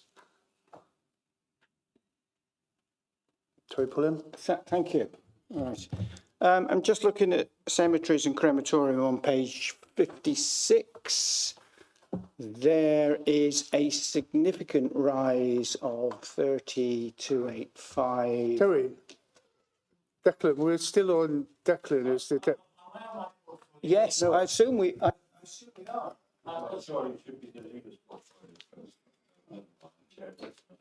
formally, okay, so just, no, hang about, whoa, one at a time. So Declan, committee, can I just check that nobody has any more questions or comments for Declan as the deputy leader? No, in that case, Declan, you now become the cabinet member for resources, okay? Say again? Ask your question, Terry. So just to be clear, But we've finished the overall thing. We now should be inviting the portfolio holders to do the in turn, and therefore the first person to be doing it should be me, the leader of the council. And the chair knows that, and he should ask me first. Proceed. Thank you, Chair. I'll just give an introduction because we've had some standard questions being asked on the number of full-time employees my department has is 15, and at the moment there's 13, so there's 2 vacancies at the moment. The financial pressures for the next year, well, I think I mentioned earlier on that the core spending power is only £86,000 up in real terms, noted in the money plan. And the other big thing that will change on the financial pressures will be obviously the loan that we've taken out for completing the forum. You will see in the budget papers that the net benefit of the forum in the first year will be about £500,000. So the income from the forum compared to the costs of the borrowing in the first year, the net benefit to the council is £400,000, but that'll rise income over the next 2 years by £1 million a time, though the costs of borrowing will be kicking in as well. But in the end, the form will be a benefit to this council, and it is a commercial investment. In other words, this is not being paid for the form by the council tax. It's been paid for by borrowing and some grant money, and it will cover itself by creating an income, and an income, as we said in our manifesto, that will drive up the commercial income and therefore help the finances of this council. The proposed budget savings, there's really only 2. One is the £70,000 for the fact that we won't have to cover the elections this year. That will be done by the county council if they take place, and that a LGA graduate development programme is completed. the new income streams, like, well, I've mentioned this already, haven't I, the forum, and the main priorities of the portfolio will be the completion of the King's Quarter, the redevelopment of the forum, and ensuring that we've got those good tenants in place, and also the commencement of the Greyfriars regeneration project, and also delivering on the corporate plan and increasing the commercial income. The other big thing that will impact on officer time and member time will be the discussions and considerations of local government reform, and that's not budgeted for. We don't really know what the cost will be, but it could well be that officer time is spent on that reorganisation rather than spending time on the day-to-day. And one of the things we'll be making sure that we actually focus on delivering the day-to-day aspects of this council, and we deliver on the projects, which is one of the reasons why I signed a letter asking for the county council elections to go ahead, because we need the time to go through that process. And if it's rushed, we might not be able to deliver the work streams that we've already got set in train. And that's going to be a pressure. I don't know what the figures are on that, Chair, at this point in time, because I don't know how long those discussions are going to go on and how much time it will take up. But bear in mind, we might well get to the end of the year, of this next year, and find out that it has cost us additional funds.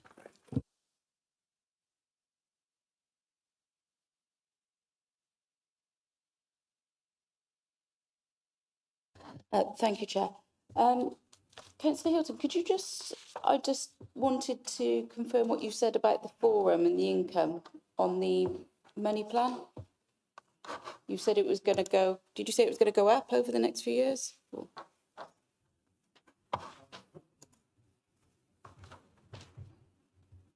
Yeah, if you look at, I think it's Appendix 2, you will see the ongoing cost pressures for the council for next year rise to 5.326 million from just under 2 million.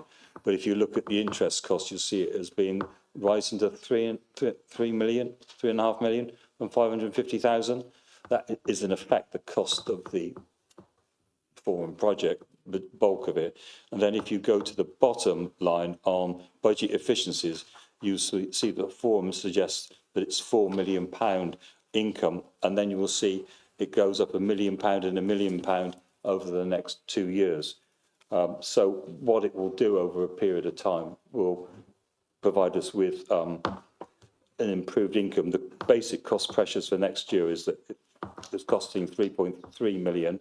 The income up and efficiencies are 3.8 million in the book, and that will give us £500,000.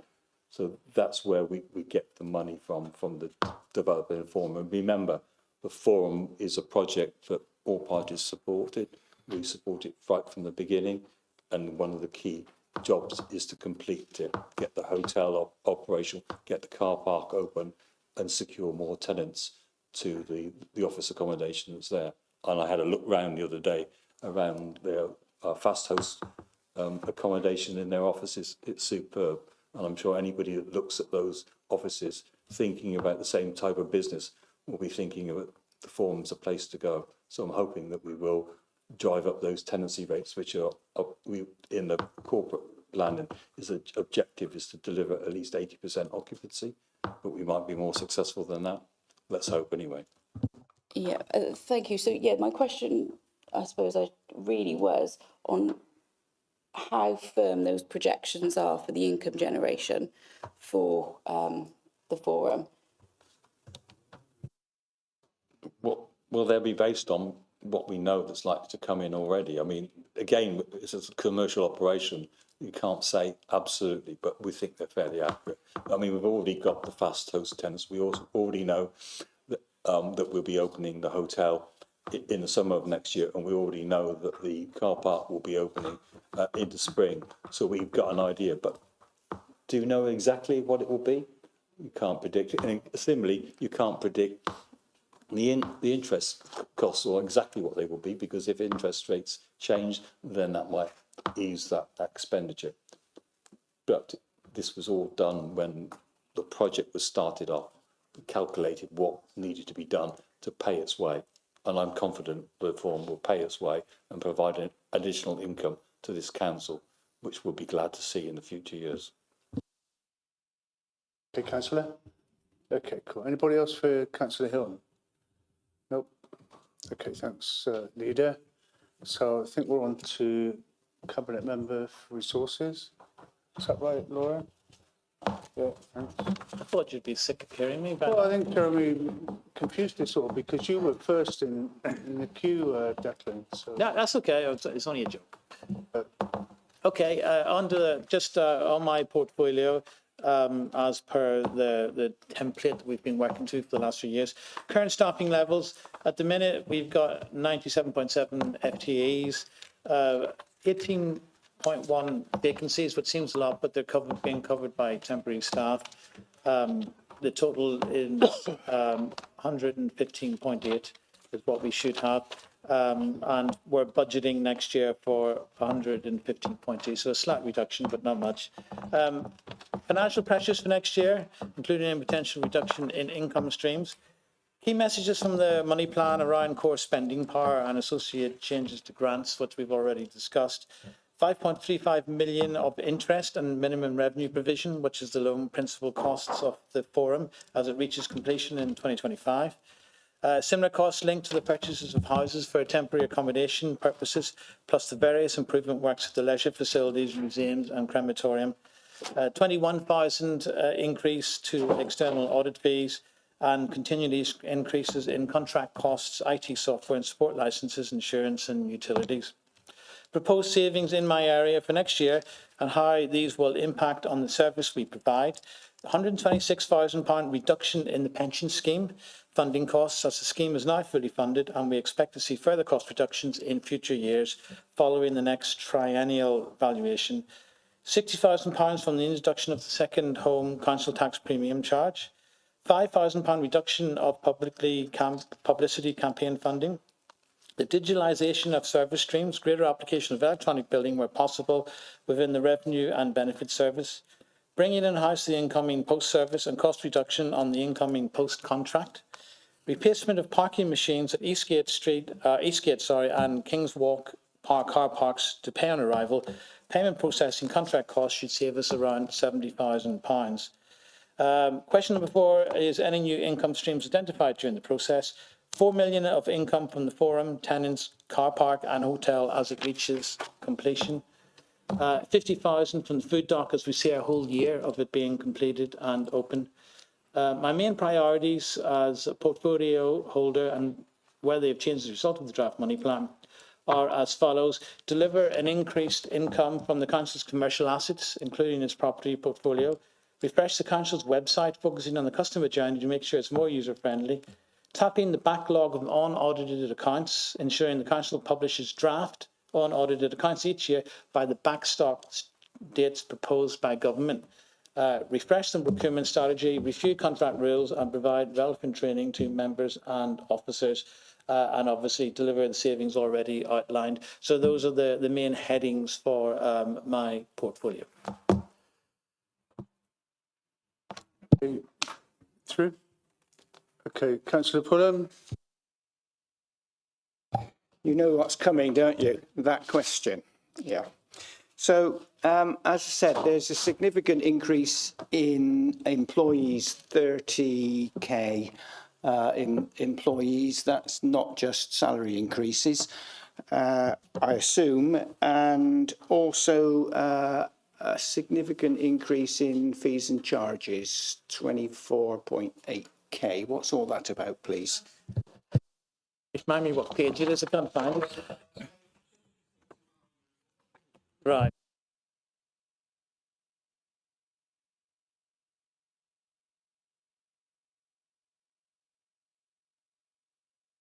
I'm looking at the fees and charges. I do apologize. Yeah, I got you.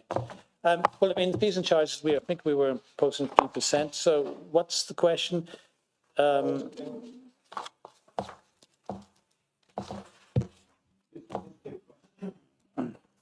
One about the employee increase, 30k, and one about the increased fees and charges, 24, well, virtually 25k. Fees and charges, we assume that I think a 2% rise across the board. As regards employees, well, part of that will be the inflationary. Yeah, but that isn't just that, is it? It is. Is it just inflation? That 30?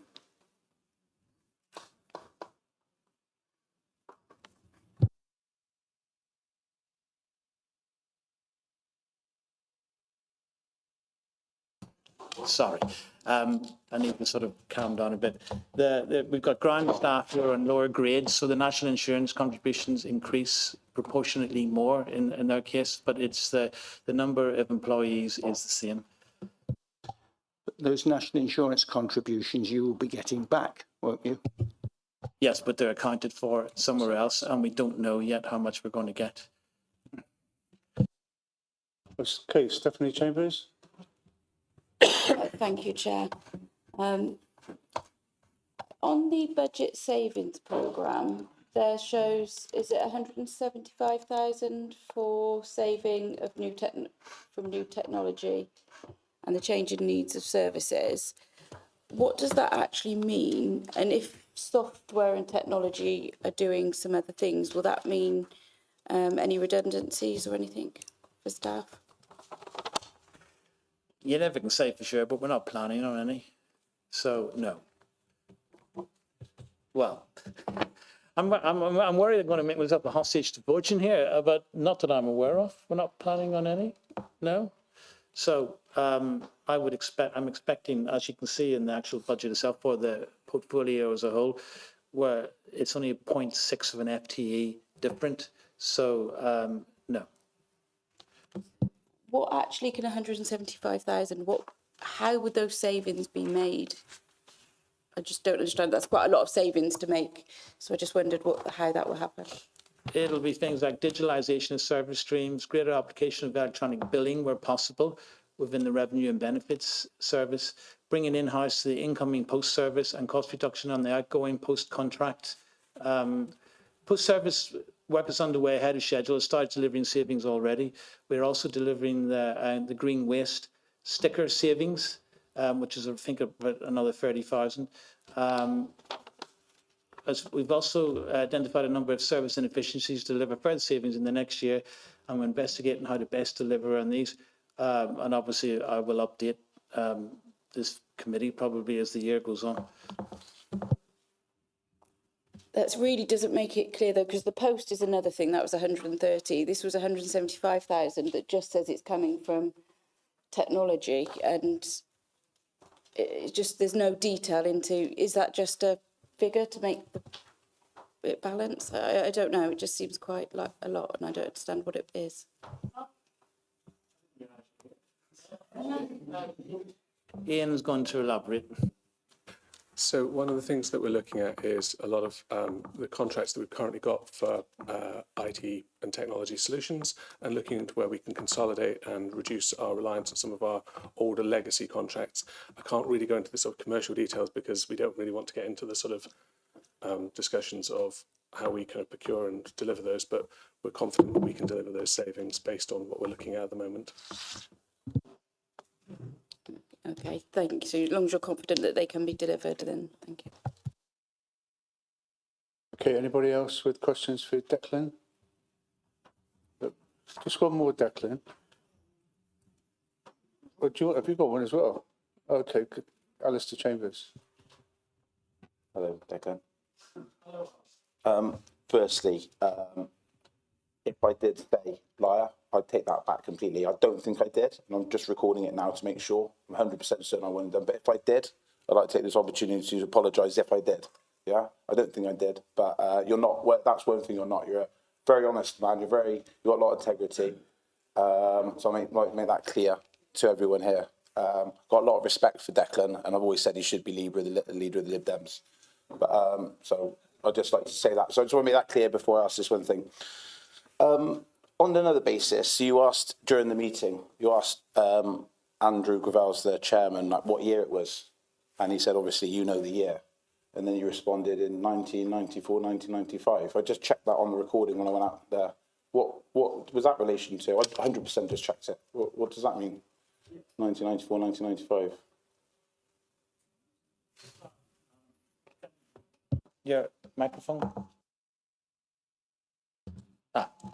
Sorry, what are you talking about, 1991, 90? Did I say that? I think I meant 2025, 26. Right, so I've clearly out by about 30 years. So what the point I was trying to make is that we're discussing the budget, which is financial year 2025, 2026. There are legacy issues in this particular area, but they relate to previous years. So, and that's the point I was trying to make. Oh, thank you for clarifying that, because just when you said 1994, 1995, I thought maybe the 300,000 was spent on a time machine. Probably not. But just before we go on, just really quickly, I've got this opportunity. Can I have some more coffee? Because I think Declan's got a few late nights coming ahead of him to try and sort this budget out, because it's in a very poor condition. So we run out of coffee if we get some more for him, so he can stay up a lot later and finish this budget and make it shipshape. Thank you, Chair. So I don't think we've got anybody else. Oh, sorry, I apologise, Steph Chambers. Sorry, I just noticed one more on my list, and thank you, Declan. You've done really well at answering all our questions today. It's not an easy thing being sat up there, and your portfolio takes the brunt of it. So thank you for sitting here today and answering the questions. The one question I've just have that I've missed out was Councillor Alistair Chambers mentioned the council tax support fund, which you assured us is running, but when I put the two budgets together, they weren't on the same line as they were last year. So I just wondered where they are within the money plan, just for clarity. It's been moved by the government itself into the, was it the revenue support grant? Yeah. Yeah, so I'm not quite sure where it was before, but it's just been moved around, but I can assure you it is still there. And it's still official council policy.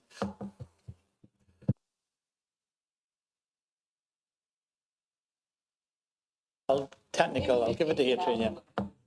It was historically shown as a separate grant line coming from as part of the core spending power. The Conservative government, the previous administration, actually moved that and as they're trying to simplify all the different grants, the funding for that was moved into what is called the revenue support grant, which is the general grant that comes from government. We have retained that within the budget, as Declan has said, as still a stream that we put out there. But that's what so the line disappears from that Appendix 1, but it's still in there in the revenue support grant. Okay, and there's been no reduction in that. Okay, thank you for confirming that. Okay, so just one question from me. You'll recall that before the beginning of the last cabinet meeting, we talked about the answer on council tax arrears that I'd been given by you, and then we came to the meeting and I didn't get to put the question. But my question, you'll recall, is what is the amount of council tax arrears in the 12 months to November 30th, 2024, and the same figure for the year ending November the 30th, 2023, please. I think you'll call this, from the phrase you've used this evening, as a legacy issue. So your reply was the level of council tax arrears on the 30th of November 2024 for charge years 93 to 2023 was 9.8 million. The level of council tax arrears 30th November 23 for charge years 93 to 22 was 9.5 million. So seriously huge amounts of money. So my question is, what as an administration are you doing to reduce these arrears to ensure that those who can pay will be persuaded to pay, and more importantly, or equally as importantly, those who can't pay because of the cost of living crisis are given as much help as they can to settle their arrears? Because it worries me more than I can describe that by in a few months' time we'll have hit the £10 million arrears figure, and that clearly is not acceptable. Yes. It's not a legacy issue, it's an accounting issue. It's how we... Issue? It's not a legacy issue, it's an accounting issue. Okay, cool. If you pick the number of council tax arrears in any random month, any time of the year, in this case November, well, that includes me. because what they do is, in the current year, if you pay monthly, and if it's not the last month of the year, you appear in those arrears numbers because you get the bill in, I don't know, January, no, it would be February, March, after we approve the budget. You get the bill then and you elect to pay monthly. Then you pay the first month, then you're in arrears for the rest of the year. So the number comes down as the year goes on. It also includes figures that go all the way back to what I call council tax year zero, which is 1993. Arrears that haven't been collected going all the way back there are still in the number, but we create a provision somewhere else in the accounts to cover it. And this is just another quirk of how these sorts of tax issues are accounted for. It's the same way you will probably recall in your former career as a VAT inspector. If somebody doesn't pay their VAT, you don't write it off after a couple of years. That will stay there for years, years and years, and it will be on record somewhere. It's the same thing as this. It's a misleading number and it doesn't really tell us very much, but it's the sort of thing that sometimes when you ask for this information and you work in finance, the number you get doesn't really mean very much. So I think what I can say, as regards council tax arrears, I think our collection is around about 95.6, 95.7, something like that, which is a few percentage worse than it would have been maybe 4 or 5 years ago. So there is an issue there of cost of living, and it seems to have got slightly worse since COVID, which we are addressing. With regards to people struggling to pay council tax, we fully understand that, and our staff are actually quite skilled in spotting the people who are in genuine need, and we will do everything we can to help them. And I think we've got quite a good record there. So it's a sort of thing, it's the right answer, but it doesn't tell you what you want to know, and that's the reason why. Declan, that's a really helpful answer. Rather than take up your time this evening, I'll take that offline and pursue that with you and Hadrian. It's okay. So I think you're through. I think you've... Oh, just to clarify, Chair, I just heard back. I didn't call him a liar 100%. I just heard it on the board recording. Okay. It's really important. Thanks for the clarification. No, I appreciate, I accept Alistair's apology as such. I think what you said was I was hiding things, which, yeah, there you go. Okay. Okay, Declan, go while you've got the Free opportunity. to go, right, okay, thank you. Be here for another half hour. Okay, cool, and thanks Hadrian as well. Okay. So I think it's the leader now, isn't it the leader now? Pardon? No, it's culture and leisure. Pardon? He's covering culture and leisure. Oh, I see. Where is he? I think so. Say that? I think so. Oh, really? Seb's doing it. Oh, we were told it was Jeremy Hilton. Okay, Sebastian. So, Sebastian, are you Mr. Culture and Leisure at the moment? Hello? Sorry, Chair. Yeah, I'm covering for Councillor Courtney. She sends her apologies. Okay, that's fine. Thanks. So bear with me. So Sebastian, just whittle through your 5 questions, if that's okay, please.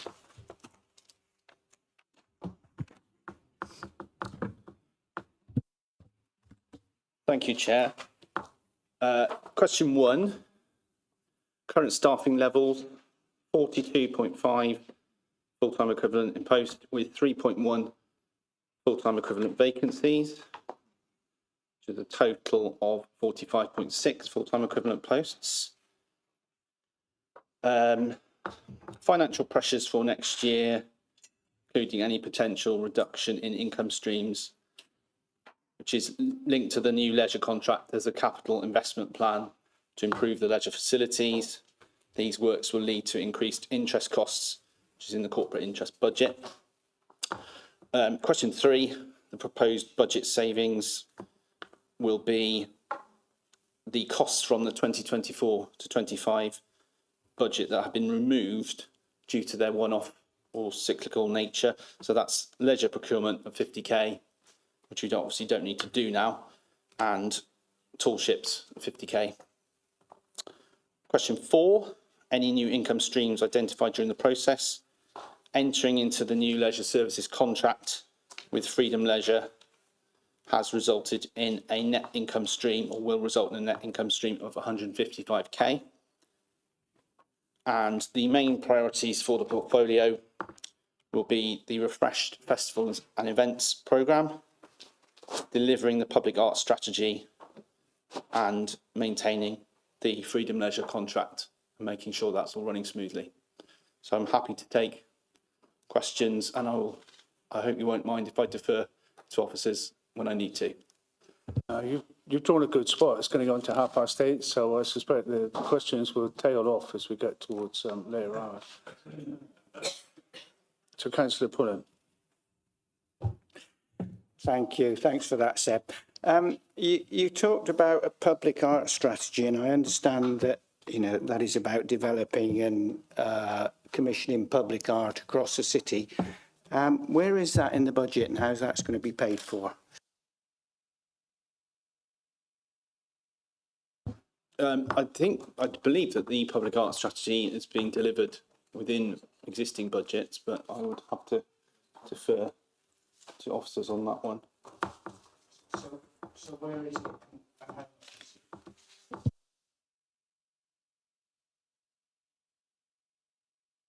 Are we all right to come back on that one?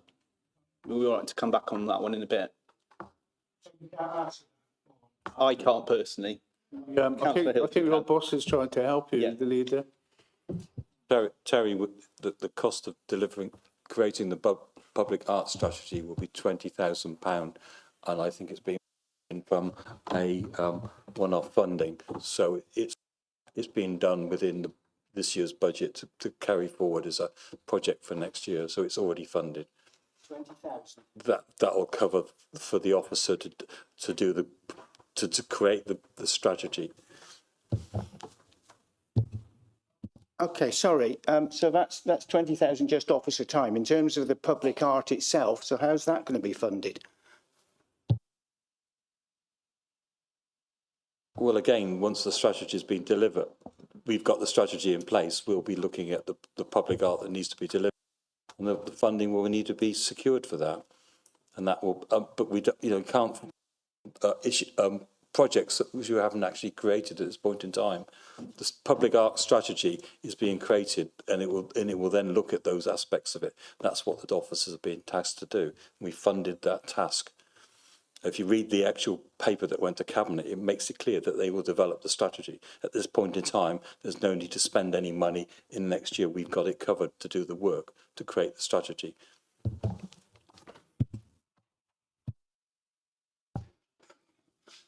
Just hold it. Because at this point, the clock is exactly on 8:30. I think, looking at Lauren, we have to get committee approval to continue. Everybody happy that we continue? Yeah. Thanks, that's unanimous. Okay, sorry to interrupt you, Councillor. That's okay. Okay, so the 20k is for the public art strategy, and then whatever it comes out of that in terms of the specific public art itself will be externally funded. That's the point of developing the strategy. They will also look at how the funding streams fit in, deliver aspects of it. Frankly, Terry, it also depends on particularly what aspects of public art that need to be created, whether it's by community artists or whether we need to commission an artist to do some important work. As you know, the cost of things like the St. Kinberg's Tower and the Needle were funded by the regeneration company, and the regeneration that happened at that time. Another aspect that we're looking at is with the commission of new projects, capital projects, there'll be a % for art that we will use from the capital cost to create public art within it.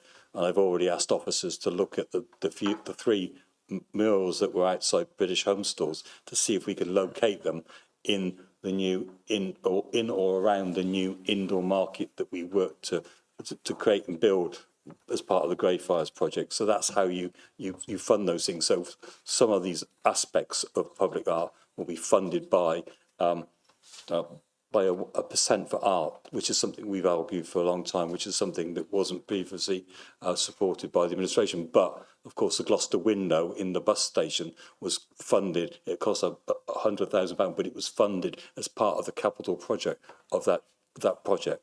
So that's part of the work that the researcher and the officer that will be commissioned to do the work will have to come up with. Okay, any other questions to Seb as the Cabinet Member for Culture and Leisure? No, Seb, you got off lightly there. So do you now become the Cabinet Member for Environment? I do. Thank you. Okay. Cabinet Member for Environment, your 5 questions. Please. Thank you, Chair. Hopefully I'll know the answers to these. My current staffing levels, just give me a chance to get over. Levels are 19 full-time equivalent in post with 0.7 full-time equivalent vacancies, giving a total of 19.7. The financial pressures for next year, including any potential reduction in income streams, we've got 120k, which is inflation and staff costs, and the additional employers' national insurance contribution costs in relation to the Yubico waste, street care and grounds maintenance services. 30,000 for the wheelie bin administration charges, which haven't generated as much additional income to the council as we would hope. 20,000 for the allocation to the graffiti action plan, and 20,000 additional allocation to the county-wide climate leadership programme. Item 3, any proposed budget savings, 40,000 on the digitalisation and use of the in-cab alloy system by Yubico, which removes the need for garden waste stickers to be issued for the green waste service or the garden waste service. And question 4, no new income streams identified at this point. Question 5, the main priorities for my portfolio, whether any have changed as a result of the draft money plan. My priorities are maintaining the excellent contract and relationship we have with Yubico and continuing to drive an excellent service. To try to maintain the 4 green flag parks that we have in the city and perhaps consider a 5th. Planting more trees, working towards climate resilience and carbon neutrality by 2045 as adopted by council in the climate change strategy. And around that, things like solar panels, EV charging points, electric vehicle charging points in the city, and the green travel plan and encouraging active travel. Many of these things involve initial expenditure, but can long-term reduce the costs of the council by saving energy and saving fuel. And then looking at, within that, alternative fuels for the recycling, waste and recycling fleet, reducing their carbon emission. And other than that, if there's any changes to be made with the waste and recycling that may arise out of any reorganisation of local government, we'll have to deal with that when it happens, but that is possibly several years down the line if it happens at all. Happy to answer any questions. Councillor Pullen. Thank you. You answered one of the questions, which is about the graffiti task force, and we're talking 20,000, you said, for that. That's correct. Okay, good. You said you weren't expecting any new income, but it goes back to the point that I raised at the very, very start about the corporate plan, because actually, I have to say these are good ideas. Increased autumn leaf clearance, enhanced weed clearance, and employing some professional gardeners in our parks. How is that going to be paid for? certain things. Off again. Certain things within the portfolio we can do as business as usual within the contract, and certain things obviously would cost more to deliver. So certain things you can ask Ubico to do more, and they are generally happy to do that. But taking on gardeners, for example, that's obviously a cost, and that's something we'd have to look at. But that's one of the items that it's an aspiration rather than it's not funded at this point. Okay, so all right, so the professional gardeners may not necessarily be this year then, but you know, the increased autumn leaf clearance, and I've heard that from a number of councillors, that leaf clearance across the city is a serious issue, as indeed is weed clearance. We know we've got a massive issue with that. And so you just said that you can ask Ubico, the contractors, to do more. Absolutely great, but if the contractors do more, that's going to cost us more, surely. And where's that going to come from? I think the answer on that is generally, for example, referring to weed that you just brought up, 2024, an unusually temperate year, lots and lots of rain, virtually every day. And if we sprayed during rainfall, that is a waste of the glyphosate that we used. What enhanced the weed clearance and would have made it even better was having a Hayco machine, and I'd really like to have two, but obviously they cost a significant amount of money, not only to buy the machine but to maintain. Probably that a lot of councils don't know that the blades that they use, they cost a lot of money. Adrian's nodding, you know, so he knows. So we'd like to use more of those and less of the weed spray, because that costs money. We'd like to save on that and use Hayco more. That's one example. Within my portfolio, looking at machinery, other machinery, there's generally a drive to buy machines or vehicles rather than hire them in, particularly do that in the countryside unit, to try and mitigate the costs of continuing hiring things in. It's better if we can own the machines, so we try to buy them when we can. And then in terms of Ubico and the waste and recycling, some of the fleet is 8 years old and more, and we're looking at replacing those gradually on a phased replacement programme to obviously make them more efficient and eventually be able to collect more material on the doorstep. Thanks, Seb, but respectfully, you know, you haven't told us where the extra funding is coming from for these particular services, for weeds and for leaf clearance. As I said, if you're asking Ubico to do more, then there's got to be more in that budget for them to do it.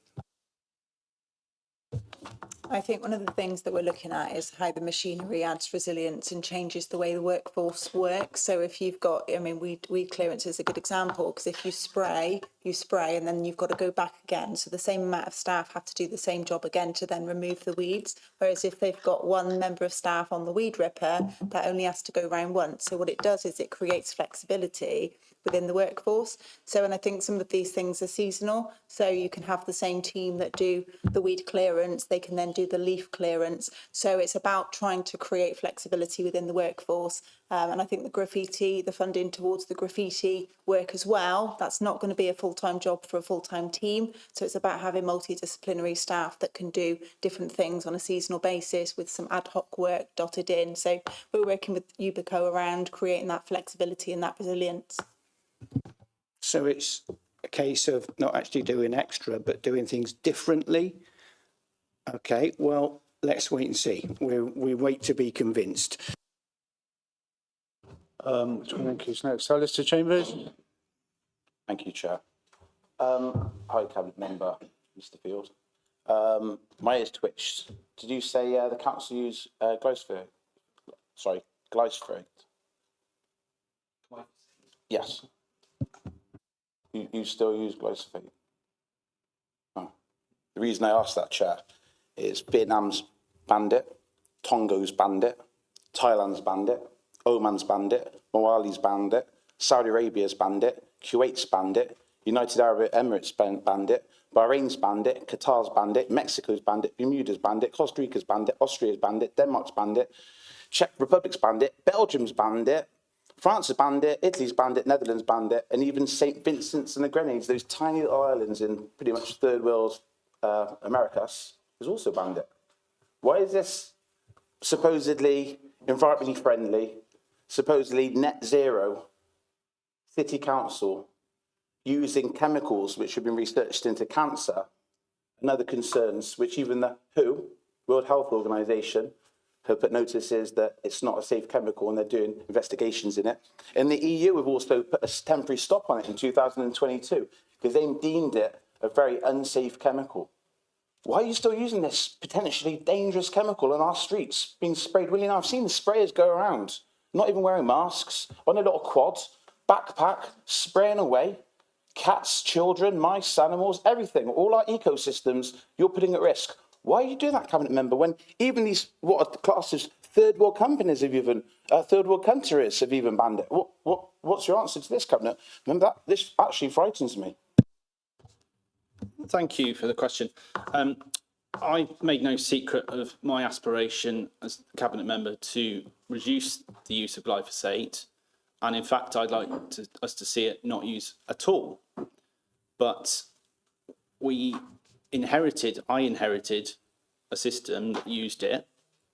And even in the first year, we've gradually reduced the use of it. Doing so, we've done so by using the Hayco machine more, which can rip the weeds without the need for glyphosate. Now, the jury is out on glyphosate. There are mixed opinions on its safety. I have been told by officers that it is used to kill the plant root, and it makes it then easier to remove with the weed ripper. So the weed ripper is more efficient if you've used it beforehand. Obviously, last year we had issues with the rain anyway, and that's a number of reasons, not just that, but also a cost saving. I would like to see the use of glyphosate reduced and then removed entirely, but that would be a long-term aspiration. It couldn't be accomplished in a year or two. It would have to be done over several years. I have regular meetings with the climate change manager. We meet online every couple of weeks and we have a good discussion about these sort of matters. And when he was the cabinet member for the environment at Hackney Council, he actually introduced a scheme which removed the use of... Sorry, Seb, for interrupting you, but can you come back to the supplementary question, which was about this spray? Yeah, that's what I'm talking about, Chair. So he reduced the use of glyphosate by 90% in Hackney Council, and it was a saving to the council of several thousand, but also it boosted their net zero ambitions. Do you want to come back? I really can't understand why it's going to take 4 years for the British country, United Kingdom, who's going to be a world leader, banning substances that are even banned in Tonga. You know, can't the city council just say, look, we're not going to put our public at risk, we're not going to put our animals and nature at risk, we're going to stop this immediately and look at purchasing another vehicle for weed control, another machine, rather than, oh, we've got to spray it and then pull it out. You know, oh, you said it's great for killing weeds. You know what else is great for killing weeds? Arsenic. So that's basically what you're putting on our streets. So I beg you, Environment Cabinet Member, to reconsider the cost of glyphosate, because it's actually very expensive. It's a significant value per litre, and you water it down at a ratio of, I believe, 15 to 1 or 50 to 1, depending on the severity of the weeds.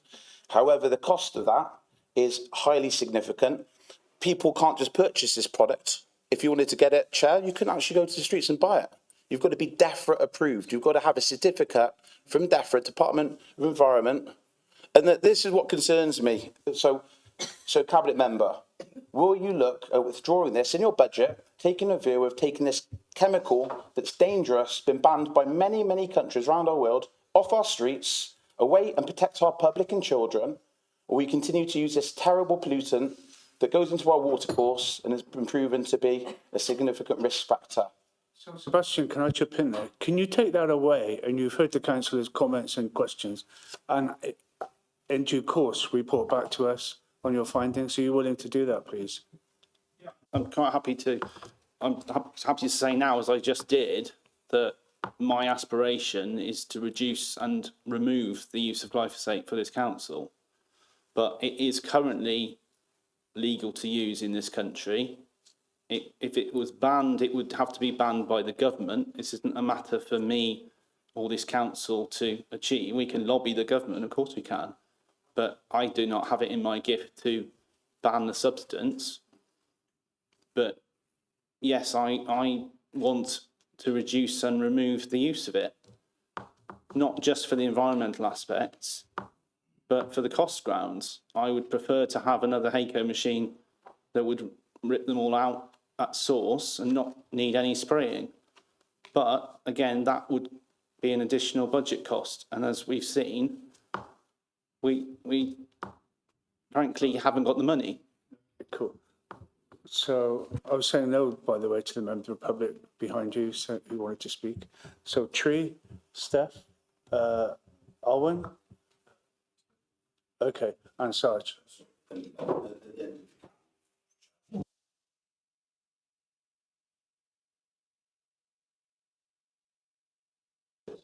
So you said it's down to government legislation to ban it. You're absolutely incorrect. A very quick Google search says Lambeth Council has banned it.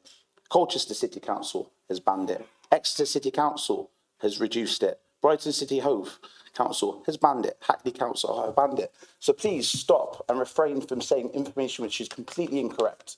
Do your research, take this away as the chair has recommended, find out the truth about this chemical, which councils have banned it, and maybe learn something from these councils. Stop living in the past, live in the future and protect our children, because this isn't on.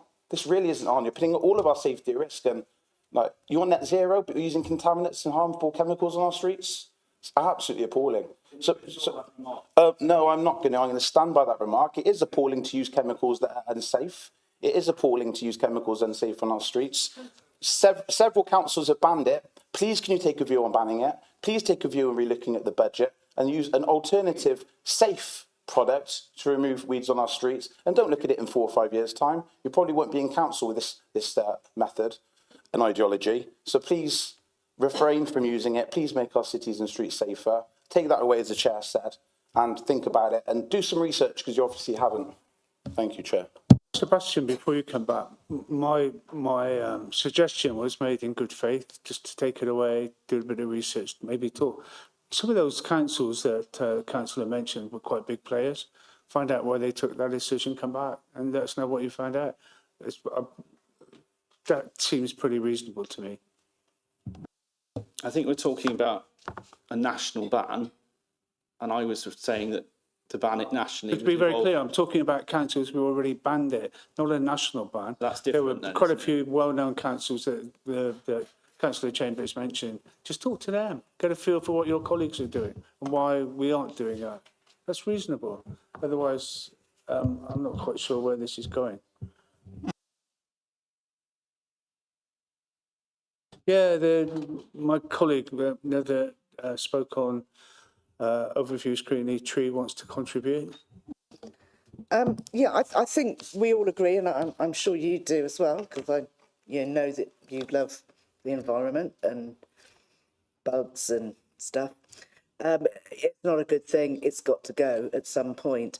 What would be really, really helpful is actually to have, and it's not something I expect you to be able to just pluck out of the air now, but if you go and have a look at this and have a look at some of the other councils that no longer use it, a bit of a timescale, something we can work towards to get rid of this. because it's not good. And just because something is legal in the UK doesn't mean it's necessarily a good idea or it's right for Gloucester. So a bit of a time scale of this is what we're aiming at, this is how we're going to do it, would be really helpful and probably get residents on board as well. So you've got some good suggestions there, Seb. So Steph Chambers, then Owen. Thank you, Chair. And Councillor Field, a lot of what you said with your ambitions seemed great, but I heard quite a lot. You said, we would like to, and we all understand there's cost pressures there, but it felt very much to me like, well, you said you would like to abolish the use of this chemical.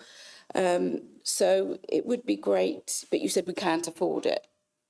So it would be good to understand what the options are, the cost options are for changing to buying another machine. I don't know how much they cost, but moving the team across.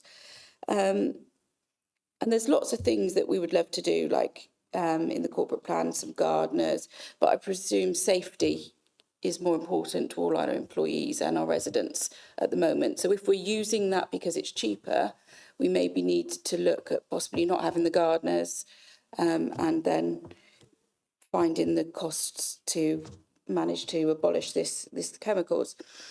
And then the other thing I would like to mention was regarding the graffiti, there's £20,000 for the graffiti fund, which is great. But like was mentioned, that it wasn't a full-time job. Now, I might query whether it is a full-time job to go around abolishing all the graffiti in our city, because I think it probably could be a full-time job and more.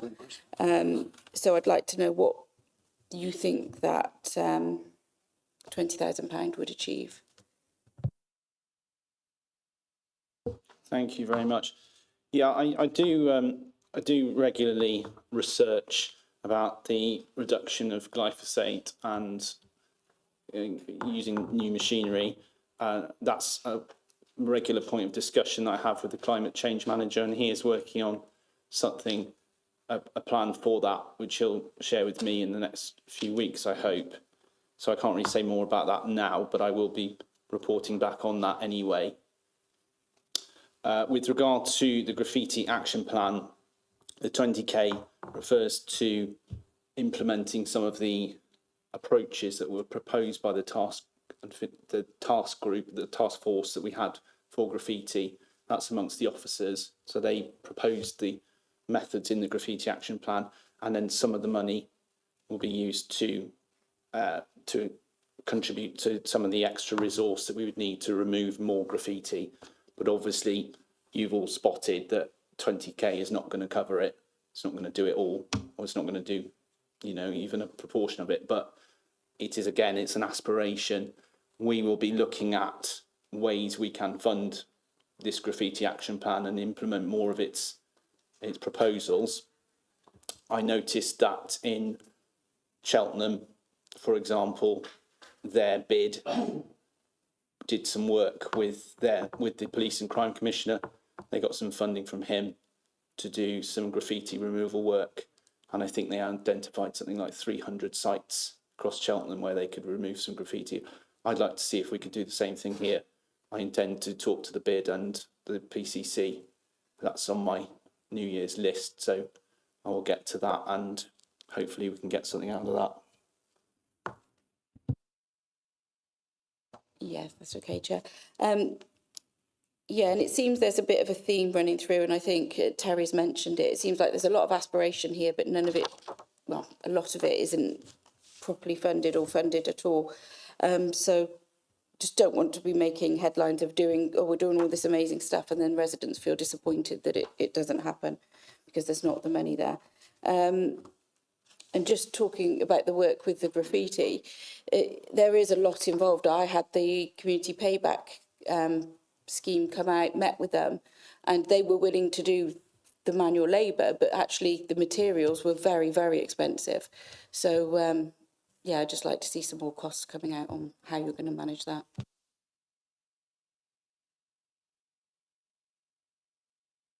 Thank you, Chair. Yes, it is an expensive undertaking.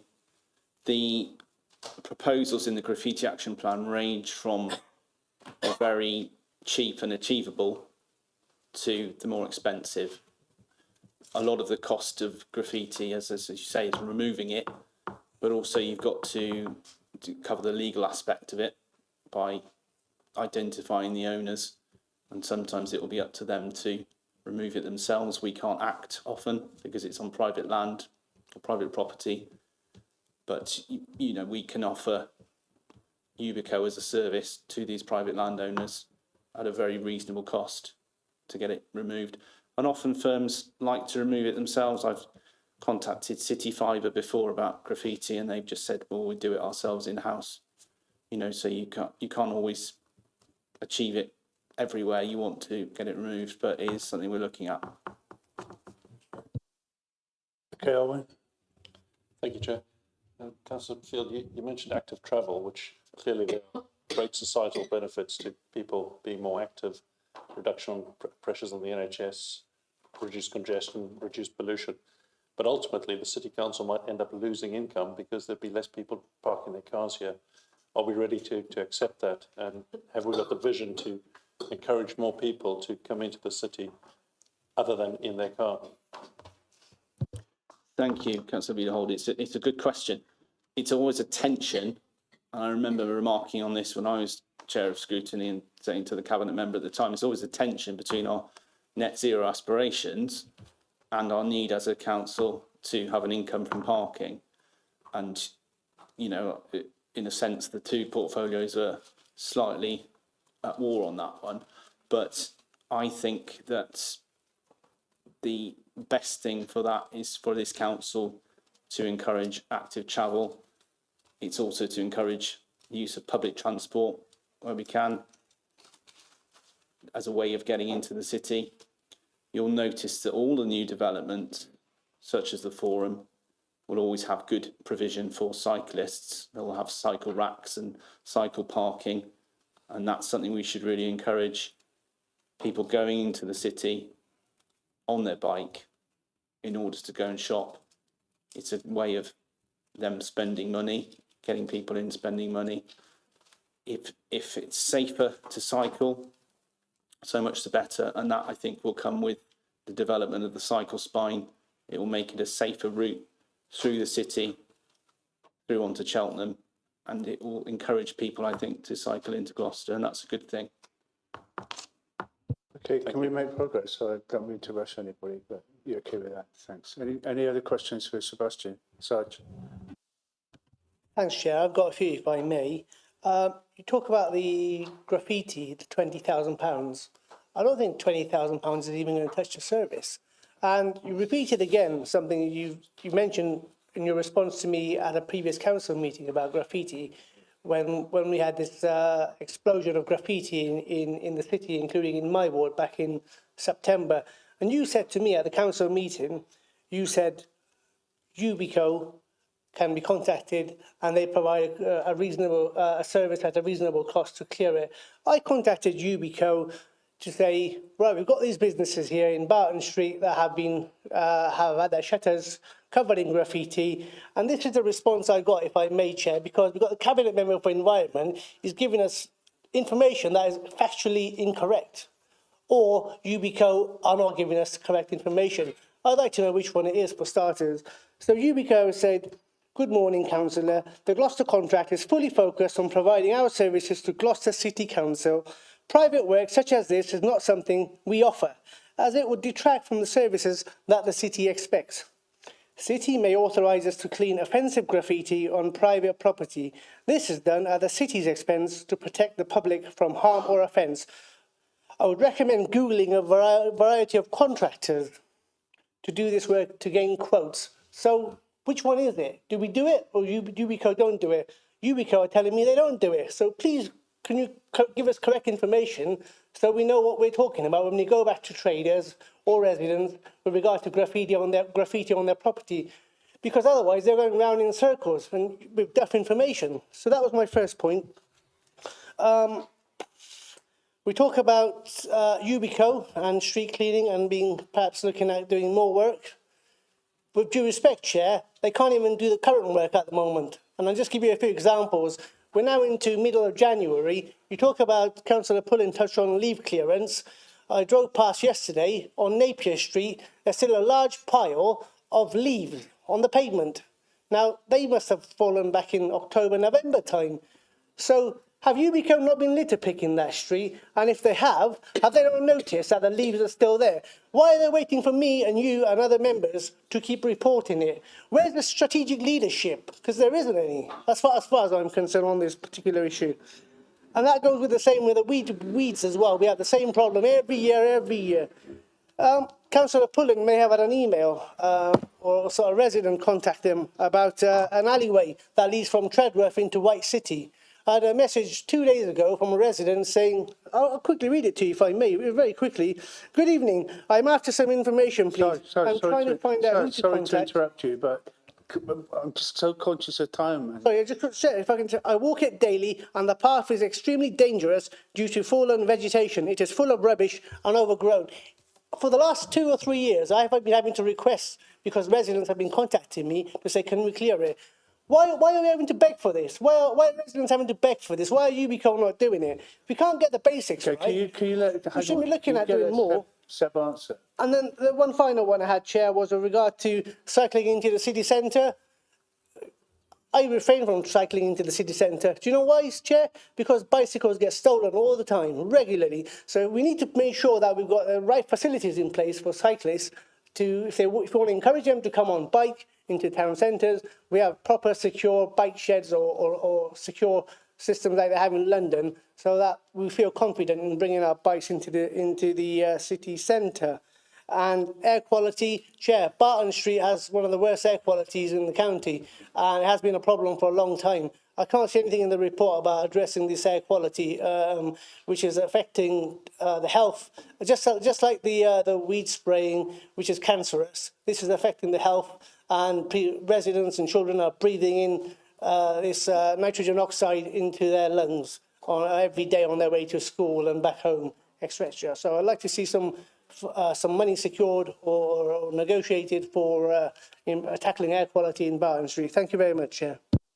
Thanks, Serge. Chair, it might help if I went backwards on those.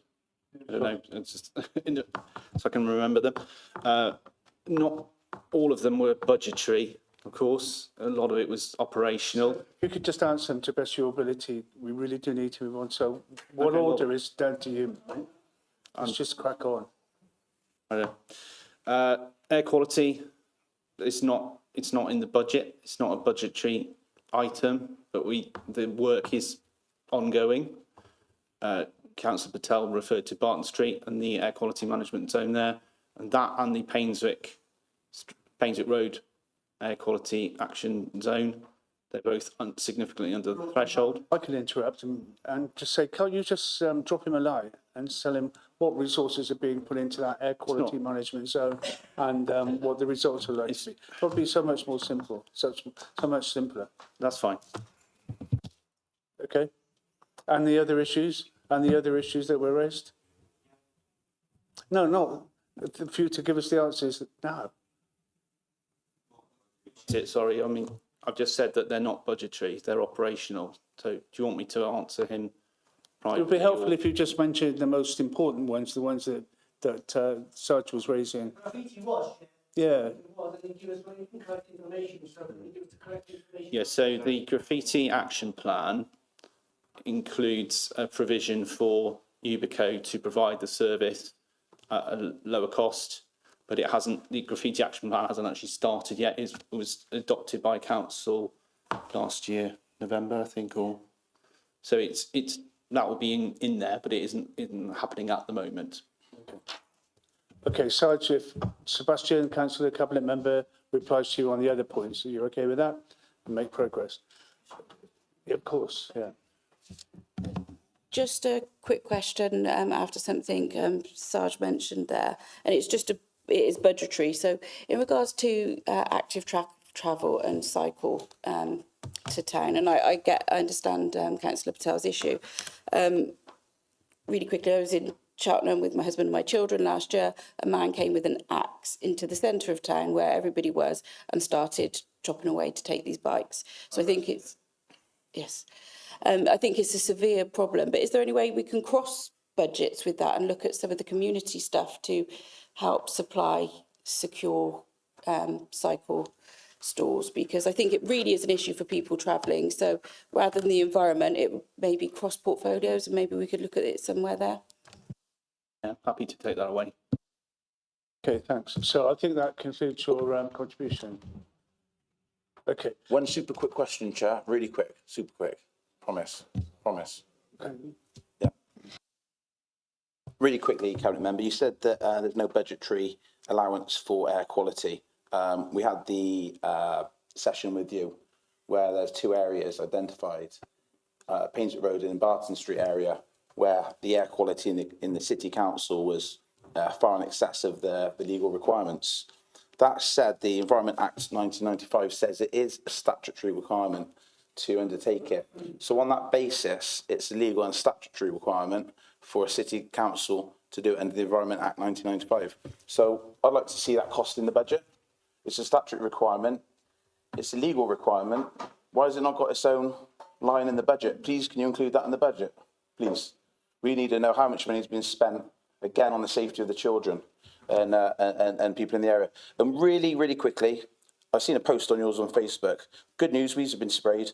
You can see where they've been sprayed because it's dying and going yellow. Hopefully it won't rain because it reduces the effectiveness. When it rains, it washes it all in the storm drains, which is only for storm water. And it basically goes through to our rivers and pollutes the fish, and it's been proven to kill fish. So let's get rid of it. Let's save some money, and let's just get some more Hayco machines. Thank you. That's me done.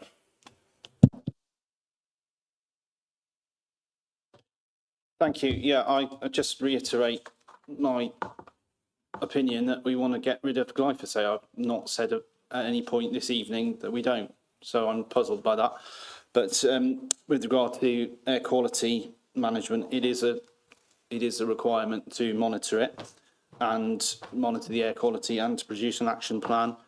The 2 areas that Councillor Chambers is mentioning are consistently under the threshold and have been since 2019, and that is why DEFRA have mandated or suggested to us that those air quality action zones can be lifted. But I'm not content to let go of air quality at this point. I want to keep it going. I was going to say full throttle, but I think that's the wrong metaphor. We need to keep planting trees. We need to adopt the recommendations of the Climate Action Plan, and we need to keep pushing for active travel and solar panels and all sorts of alternative methods of transport to increase our air quality, improve our air quality in the city. Thank you. So I think that's it for Sebastian. Is that right? So we've got 3 cabinet members left. Community engagement, hang on. Community engagement, housing and planning. Chair, can I seek your permission in that because there's significant overlap between my portfolio and Councillor Shervy's that we actually join together? Yeah, sure.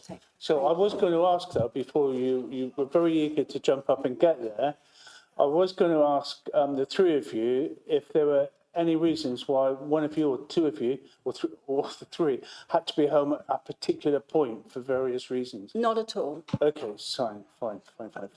So nobody's moving to come with you? So Councillor Shervy's going to be joining me at the top table or cool. lower table, whatever way you see it. Okay.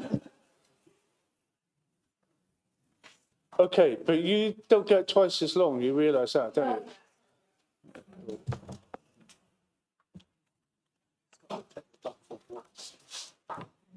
Pardon?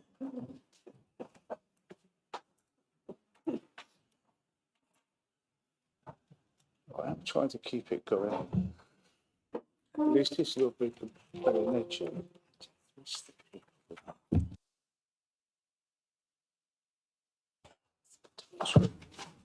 Okay, so if you've worked out who's going to go first, go. Yes, I'll kick off. The housing portfolio currently holds 38 full-time equivalent posts and currently with 4 vacancies. It's an overall increase from last year of just under 3 full-time equivalents. That's been due to a couple of factors. A decrease in temporary staff in the homeless team. Temporary staff are generally a major budget factor, costing upwards of about 3 times the equivalent of a full-time member of staff. There's also been an increase in posts in the private sector team, 2 of which are currently with SMT for approval. I'm pleased to say that the overall staffing levels appear to be stable, although recruitment and retention is always a pressure. Across housing, it's always been notoriously hard sector to recruit into, not just local government. When it comes to financial pressures, across the public sector, it's continuing into 2025, and the City Council is not immune to that. There's high levels of homelessness, which has been trending upwards for a number of years. Although the numbers in Gloucester are generally stable over the last year, they are still too high though. Some perspectives sort of nationally, 2015 and 2016, the national spend on homelessness was around 315 million, and that increased to just over 1 billion in 23-24. So it's a national problem. The number one financial pressure in this portfolio is definitely temporary accommodation. It's a vital part of the whole portfolio, and it's very important to protect the vulnerable in the city. The use of hotels and bed and breakfast accommodation is where it's felt most strongly. Again, for some context around the pressures, the hotels and bed and breakfast costs generally is around sort of £40 to £80 per night. All we're able to claim back is £94.62 a week. And that figure hasn't increased since 2011, because that's set by the government. The homeless prevention grant funding at the council has traditionally been used 100% to offset the temporary accommodation costs. MHCLG has now put restrictions in place for what that can be used for. So I'll go on to that in a minute. The proposed budget savings for next year, the temporary accommodation acquisition programme is coming to a close with a few properties left to acquire. That means families can start moving into them, and I understand about 2 or 3 are currently using them. This will dramatically reduce the cost for hotels and bed and breakfasts. The use of LAF funding, which is Local Authority Housing Fund, has also been utilised. That's grant funding, so that doesn't form part of the bigger capital budgets. But by purchasing via that way, it means we can exclude stamp duty from the cost, which is an additional saving. An update on that will be coming to Cabinet in March, and you can ask me back if you wish to. And new income streams, as I just highlighted, the LAF funding is currently on round 3, and that's just been extended because there wasn't as much uptake and there's some budget left over. So I've agreed to apply for a further bid for this. We've also been awarded additional homeless prevention funding this year. So that is 1.5 million. And that funding is slightly different this year than it was last year due to the restrictions. A large proportion of it is now ring-fenced, so we must use it for prevention work as opposed to offsetting 100% of temporary accommodation costs. Again, to put it into perspective, across Gloucestershire we received 4.2 million, so Gloucester as a whole got 63% of the allocation. So it was a dramatic uplift. So in terms of mine, which is community engagement, there isn't actually, so no additional financial pressures. The additional activities are generally grant or shared service funded.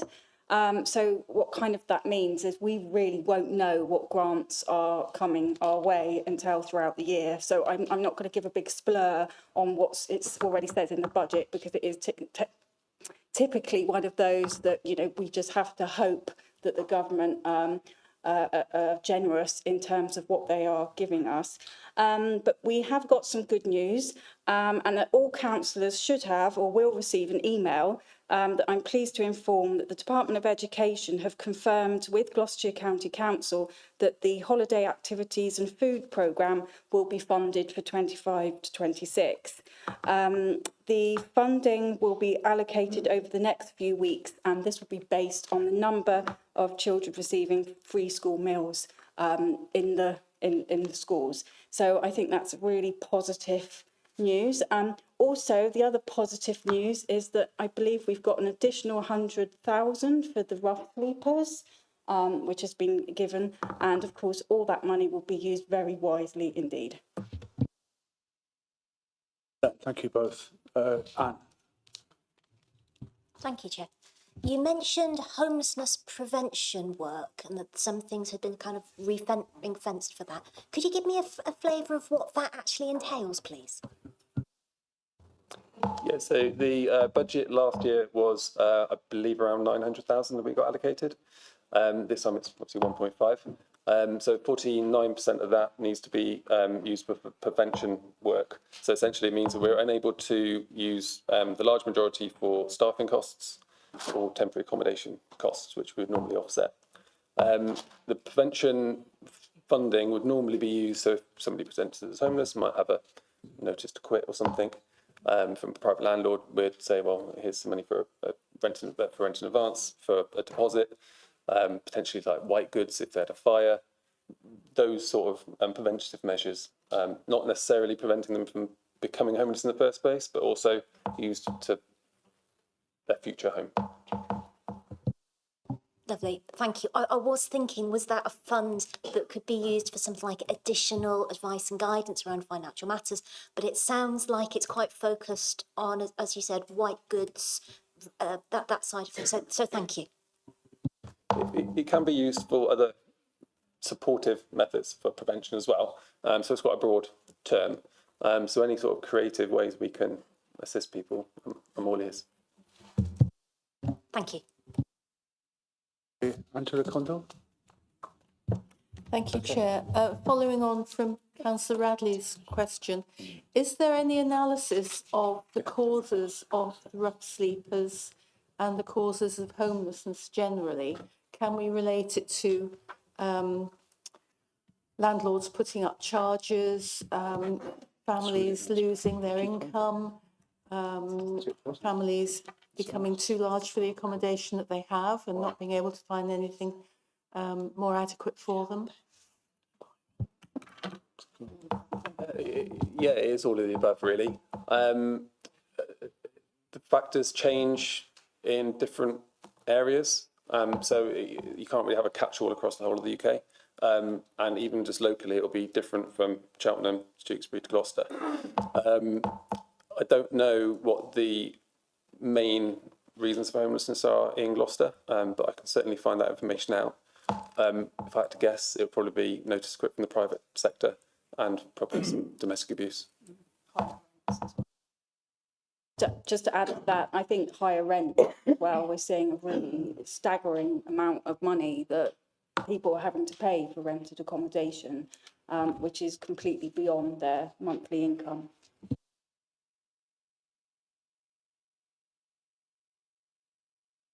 Sorry, Chair. I do know the top 3 reasons in Gloucester City for people becoming homeless. They are family breakdown, leaving prison, and eviction from supported accommodation. So I think that's a really interesting one, because we're seeing significantly increased complex levels of need. That means that people need much more support to stay in accommodation, and I think that's probably one of the biggest reasons for rough sleeping. So those are the top 3 reasons in Gloucester for my most recent awareness. Okay, thank you. So, Terry. Thank you, Chair. Did you say the temporary accommodation acquisition programme is coming to a close? Yes, in terms of the funding left in terms of the amount of money left to purchase any properties, we've pretty much exhausted the fund. But we know that's been a very successful initiative. And in fairness, I think it was Steph who introduced that. And what it's done is provided better quality accommodation for people, safer, more secure. And if there is such a thing as permanence in temporary accommodation, that's got to be a good thing. And the bottom line is as well, of course, it saved this authority money, although I'm more interested in the quality of life of people in those settings. So surely that programme has come to an end, but we know it works. Yes, you have to invest in properties to do that. Surely we ought to be extending that programme because it's worked, not just closing it down because that funding stream has come to an end. Yeah, so the 5 million is almost spent. We're also renovating the properties, so they're not fully up and running. And like I said at the start, there's only sort of 2 or 3 families that have been able to move into. With essentially looking at the corporate plan to start with, trying to get more funding in, it's that LAF funding, which, like I said, I've just authorised another round in order to try and get more properties. We've been successful in all other rounds, I believe. So I'm hoping we'll be successful to extend it even more. So any additional funding that we can get hold of for temporary accommodation, such as the LAF funding, we will be using and we are using. Okay, so what you're saying is as such then, this set of funding has come to an end, but you're looking at some more because we know this has worked. Okay. We've got Stephanie Chambers, then Alistair Chambers. Thank you, Chair. My question is 2 parts to it, following one that Ruth said that was very similar. I don't think the reasons have changed since I was in the post. Family breakdowns being one of them, prison leavers and supported living. Now, I think there's an area there that is maybe out of our control slightly, but as in companies, etc., coming into our area and setting up supported living or prison leavers, maybe focusing more on Gloucester because they come here from open prisons, etc. So I think some of that's out of our control and maybe could do with some lobbying of central government. In regards to family breakdowns, the 1.5 is quite a good figure and it's really good to see that's increased. What flexibility do we have to work within the communities to help families stay together? Because family breakdowns aren't always because families want to break down, it's because pressures of mental health, etc. So I wondered if there's any flexibility of working within family centres, etc., or whatever areas are the best to prevent those family breakdowns. And then my second question is, do we intend to spend that money in-house or using third parties? So the prevention funding can be used for mediation as well. So I don't know if we currently fund a mediation programme, but that can be used for that purpose if the council chose to, and I think it's a good idea because it does work. I think whether we should do it in-house or outsourced, I'll probably say the expertise is probably outsourced, but both options I'll be more than willing to look into, because yeah, it's a very good idea.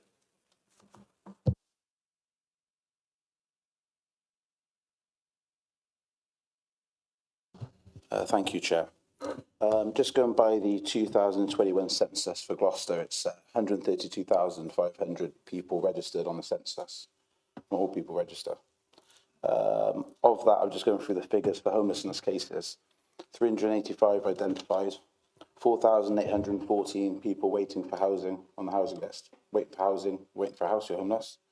213 people in temporary accommodation, 56 people in bed and breakfast, 46 people in single bed and breakfast, 10 families in bed and breakfast.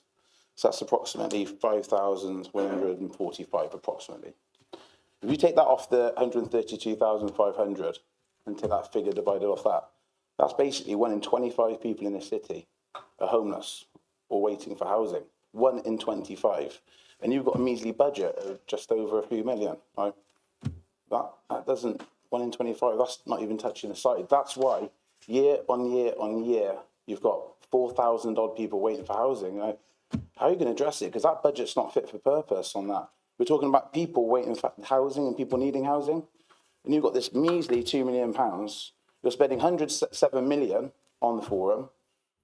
You're spending 8 million on GL1. Yet there's 5,000 odd people in our city homeless. Like, can we not look at this budget and reevaluate the priorities?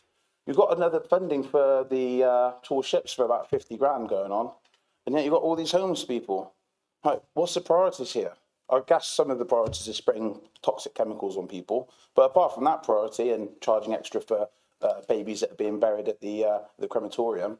But I think you need to get your priorities straight, because at the moment these priorities aren't right, and I don't think they're just. I don't think they're fair, and I think they're pretty horrific, to be honest with you. So please, can you tell me how you're going to address these conditions with £2 million? Because I can't see it.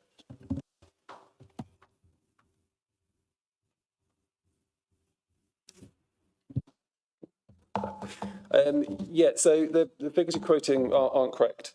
We don't have 4,000 or 5,000 people homeless in Gloucester at all. There are 4,700 people on the waiting list, which is a completely different thing to homelessness. There are people that are in the city that are in housing need, and they're in certain bands. We allow people on the waiting list that have an ambition to be in social housing. That doesn't necessarily mean that they have a housing need, but we don't want to exclude them.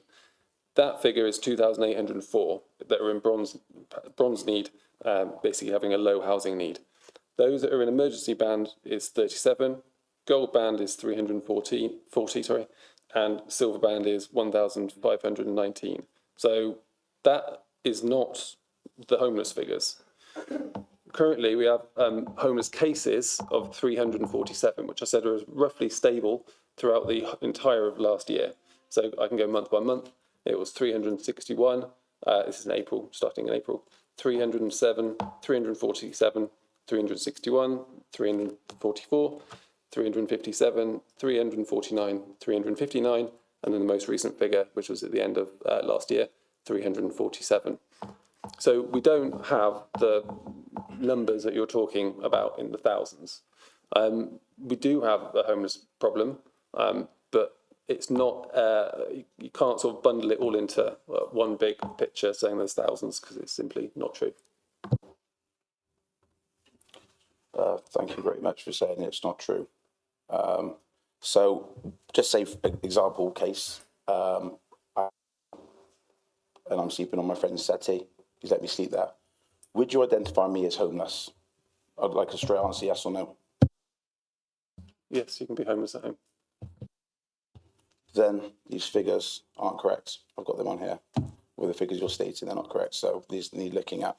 And just out of thing, when I said something was been hidden, there was an objection and point of order. You said what I said was untrue, basically calling me a liar. So on that basis, you're actually worse than I was earlier.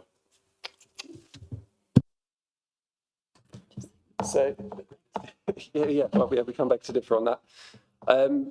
You have to present as homeless for us to know about it. You can be homeless at home and we don't know about it. There'll be lots of domestic abuse cases that we don't know because people don't present as homeless. So there are numbers that are more than this. And I wish we had more people presenting, so we actually knew about it and could help more people.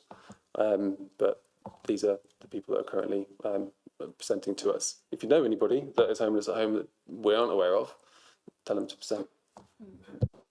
Brilliant, thank you. I'll take you up on that. Oh, actually, sorry, I've already taken you up on that for about 6 months and asked you over Christmas 4 times to meet with me and asked you to walk around the town with me and see the homeless people. And each time you said, no, no, no. You said you'll meet with me and you didn't. So I have taken that up with you. So this budget needs to be right. So with the greatest respect, Mr. Shervey, I really appreciate your response, but we need to get this budget right. And this is about a budget meeting. And you said I should take that with you. I have done. I've got emails to prove it, and you haven't met with me once. So I really would, out of this meeting, really quickly, I hope you do finally respond to one of my, I don't know, 10 emails I've sent you about meeting up and walk around the town and meeting these homeless people, because you failed so far. And I can show everyone an email now, well, emails. Because P3, who's appointed by here, contracted, they're failing. And I've been out and I've reported people homeless and they haven't attended. And I waited there and they haven't attended. And I set up a GoPro on a time lapse and they said they attended and they didn't do. And I've also noted, I'm not going to mention officers' names, so it won't be right to do so. But in December 14th, there's been an officer delegated decision for new homeless contract, which hasn't come to council. We haven't seen it over in scrutiny. So there is a lot of failings with this budget. There's a lot of costs going unseen. And ultimately, I would really appreciate a meeting before the budget so you can actually walk around and see these homeless people like you promised to do, and so far you haven't done. I'm not going to call you, say it's untrue, but please meet with me. Yeah, no, I'll happily meet with anybody. When I got appointed to the cabinet, I sent an email around to all the leaders, all the group leaders, and the only one that took me up on the offer was Terry. I also set up a meeting on the 23rd of December last year with Rebecca in order to talk about homelessness with yourself and Brendan. We sat in meeting room 1 for 20 minutes and nobody turned up. Yeah, really quickly, I told you numerous times before that meeting, we need to actually go out. I said, there's no point talking about what we're going to do about homeless. Let's actually, with greatest respect, look, this about budget.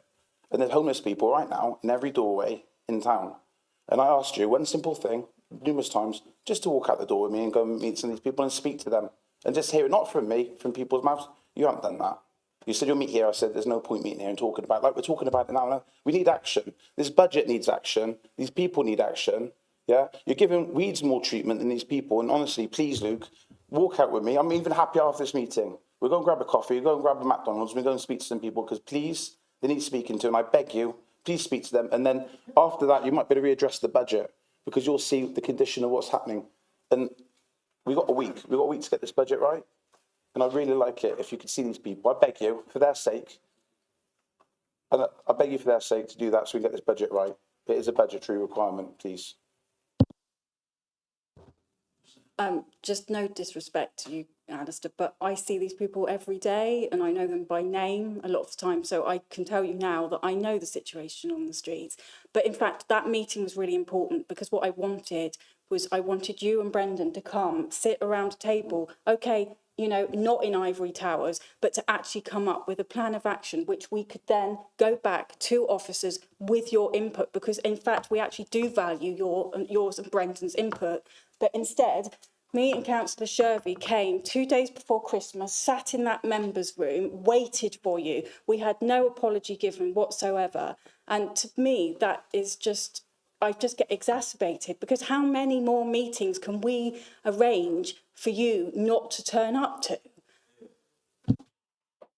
Really quickly, rounding up, I already said right at the start I wasn't going to a city meeting, sat around a table like this with nothing sorted. It's all talk. I wanted to go out, meet the people. He didn't do it. He didn't turn up. Emailed 10 times. Like sitting on your high chair by the mayor's office, sipping your tea and coffees, munching on your biscuits. No, let's get out there, speak to the real people. Muted. Are those So Alistair, we're going to have to move on. So, whoa, one at a time. So, Rebecca or Luke, do you want to reply to that? Because we do need, it's 20 to 10. I have, like, Alistair knows me and I know him. And so, you know, he knows he's being silly with this one. So just, you know, there isn't really a response to give, only simply that we are doing what we can. And you said, Alistair, about more money. I totally agree with you. And I think, you know, we need to look at the government, the Labour government, in providing local authorities more money. And that's where it's going to be. That's where it's going to have the trickle-down effect is from government. And if government don't deliver, then we know what we can do in the next general election, can't we? I've got a list of more people who want to speak. So we'll have to move on. Excuse me to clear my throat. So we've got Angela Condor.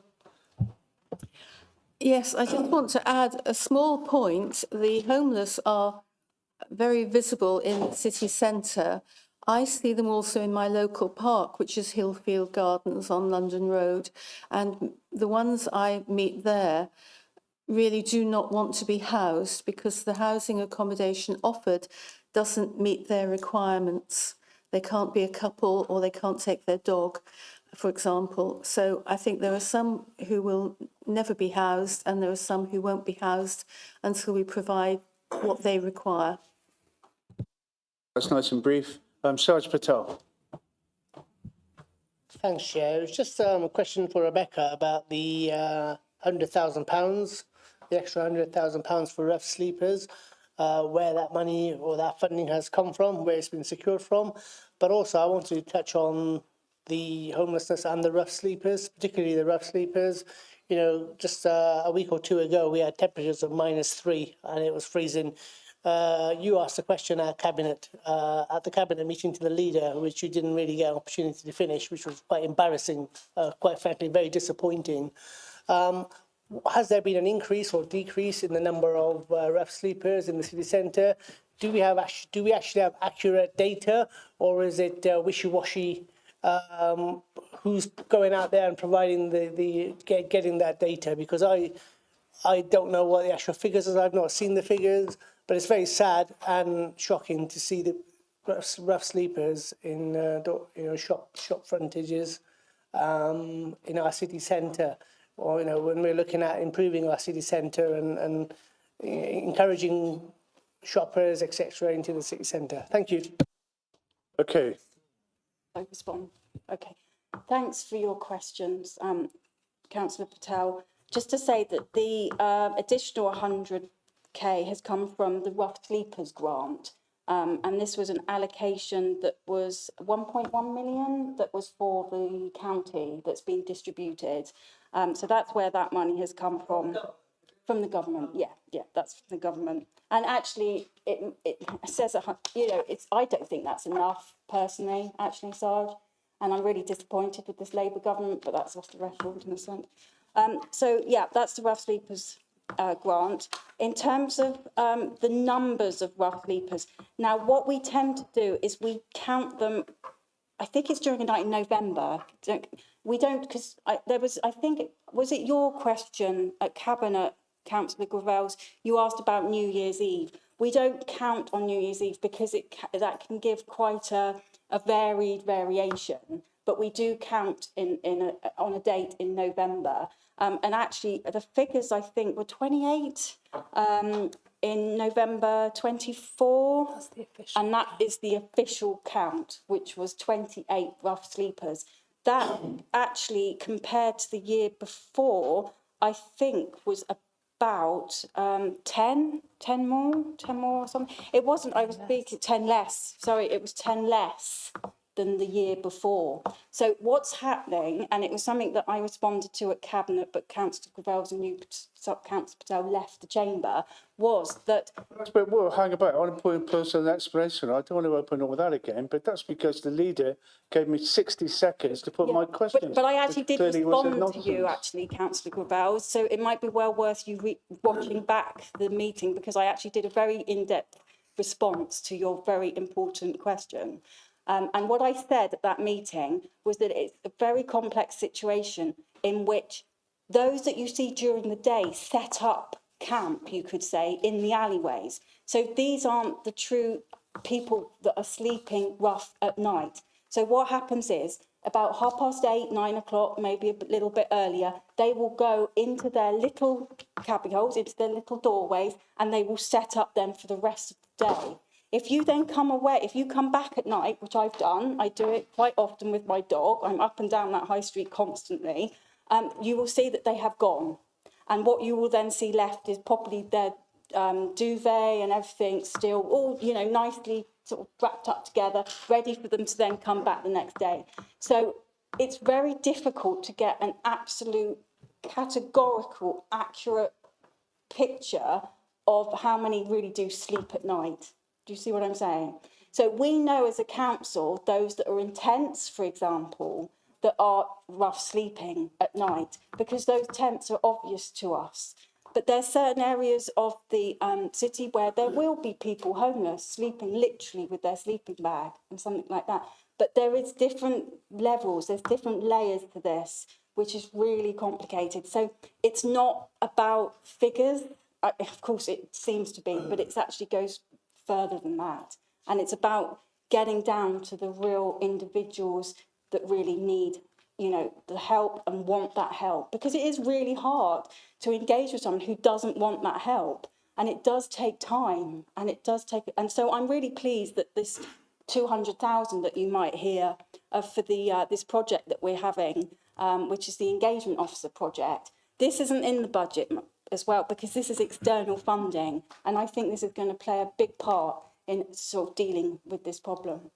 So hang on, sorry. Something that's not going to play a big part potentially is the turning off of the tap of Section 106 money for housing developments, which are also funded by Homes England.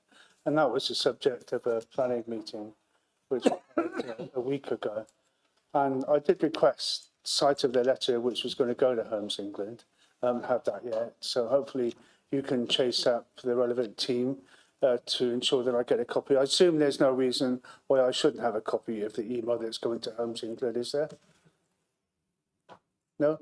You may want to ask Councillor Sawyer that question, actually, when she Councillor who, comes up. sorry? Councillor Sawyer, because that's actually under her remit. Just say yes, please, save the time. No, okay. Okay, on a more serious point. So the implications of that, and we're still trying to work out exactly what's going on with Homes England and the 106 money. Has that held up so far any of our city schemes? Are any being paused because of the confusion over whether or not 106 can be applied to projects funded by Homes England? Has that affected any current schemes underway? None that I'm currently aware of, no. Do you know of any? Time for me. So almost, it's going to take one more. Alistair Chambers, then Tree Chambers gets the last word. We really do have to move on then. So Alistair. I'm good, Chair. It's been answered, and thank you, Rebecca. Okay, fine, thanks. Tree. Yeah, what I want to say, it's not really directed at you guys, is I'm a bit lost to what this meeting's actually about. Okay, let me explain. Do you want me to explain? Well, no, I thought this was a budget meeting. It is a budget meeting. So why are we getting into nitpicking at people, pointing the finger at people, making accusations at people? We should be talking about how the finances translate to what our priorities should be. That is not what has been happening. We probably could have got this meeting done in a fraction of the time. A lot of what has been said and the bickering and the nastiness, quite frankly, it's not actually going to have done anything or any good this evening other than keep people sitting here. It's all, it's ridiculous. It's like a playground.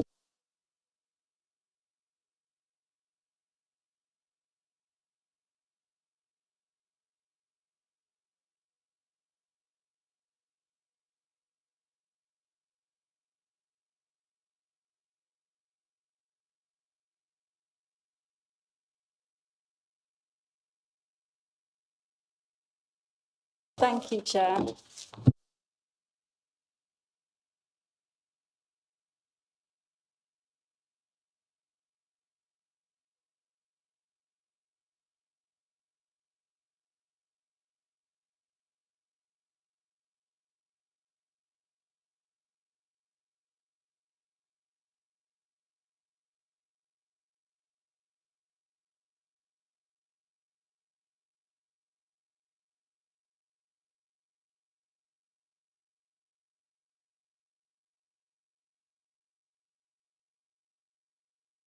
Sorry you had to wait so long. And you've got a new colleague with you? I don't know if everybody knows Andrew. Yeah, Andrew's got a young baby as well, so, you know, we're keeping him up. So, so planning. Current staffing levels, we've got 14.8 full-time posts with 1 vacancy. The pressures are that the income is going down a bit. We've got less private. Do you want to say something? Whoa, can you just stop interrupting? We want to move on. You've just been told by your colleague from your party that we're not very well behaved. It's not a very good example you set, so let's move on without the interruptions. I think that's what you had in mind, wasn't it? It was the totally.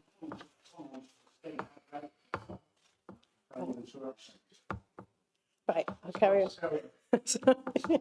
So the income is going down because we're having less private applications, you know, things like the increased cost of build and things mean that less people are building extensions. We've got less large developments coming through at the moment.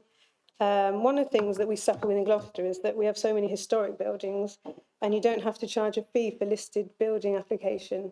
You know, we've got over 700 listed buildings in Gloucester, so we did write that in the MPPF consultation that, you know, we should start getting paid for those applications as well, but we haven't heard back from that yet. The costs stay steady because it's mainly staff costs. But budget savings, we're looking at digitalisation of the whole planning process through various government grants and work streams. Building control, we paid Stroud for that, and we're paying £30,000 less this year than we did last year.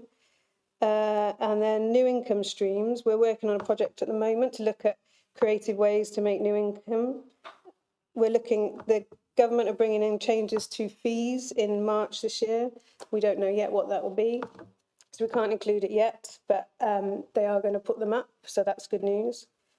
And then they're introducing a building safety levy in 2025-26, which could produce extra income for us.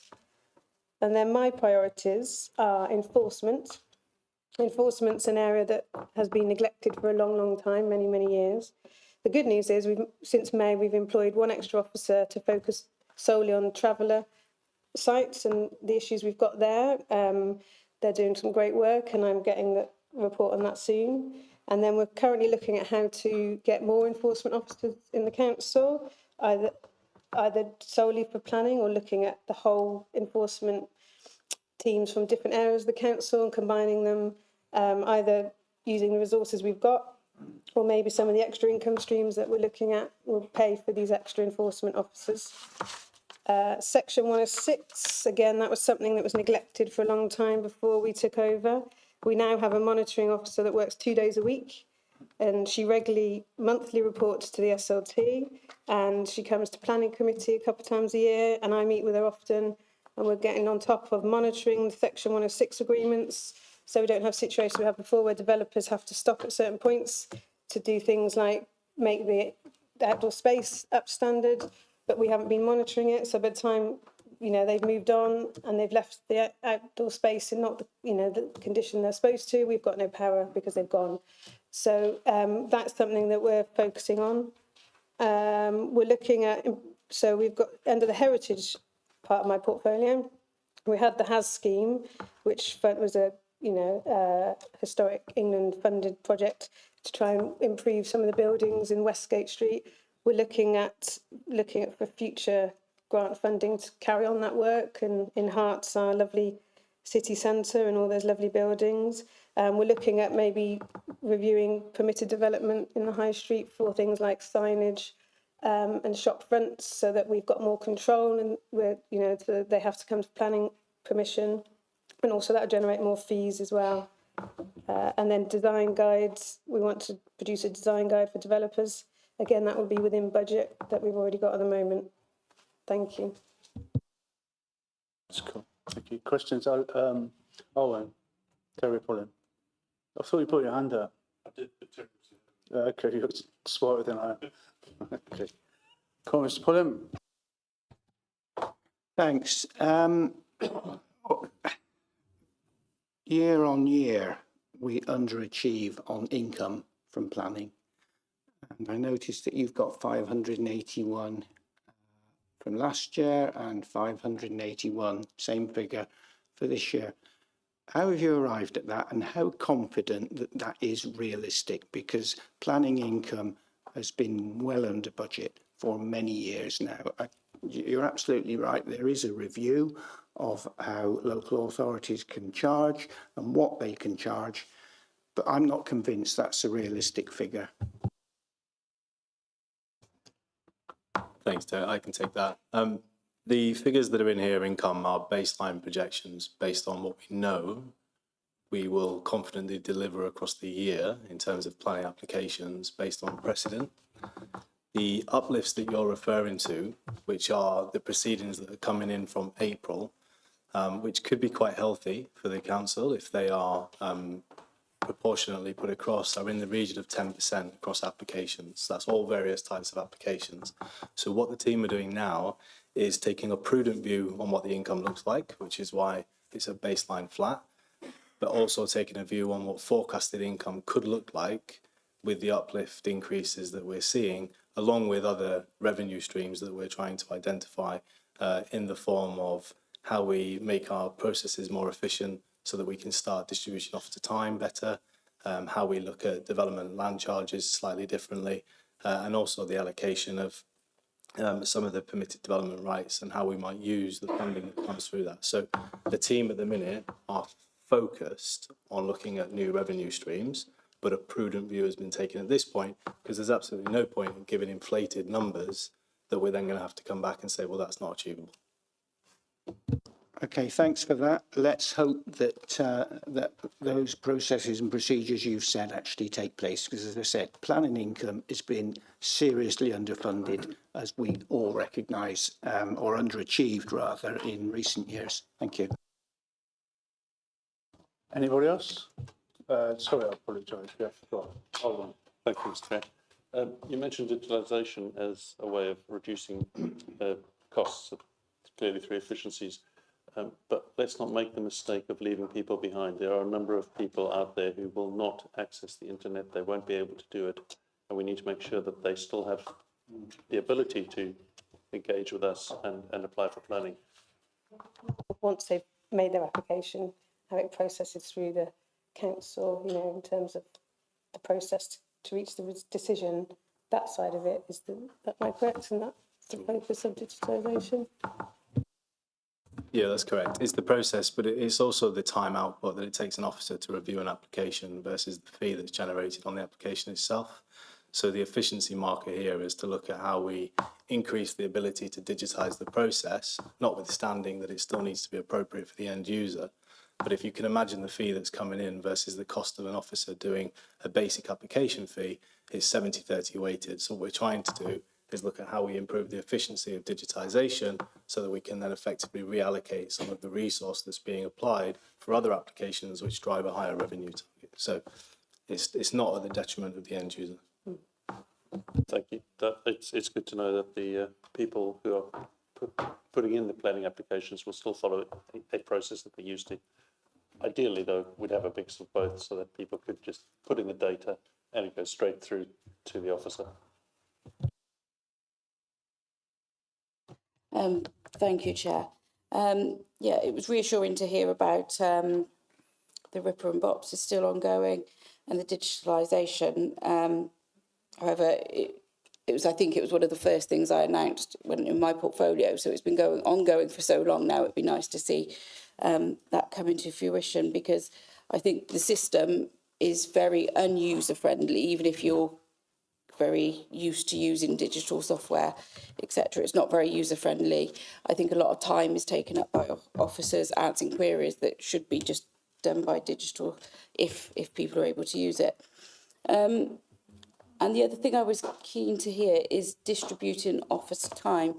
So in the budget, I can see planning policy and planning development is completely separate, as it always has been.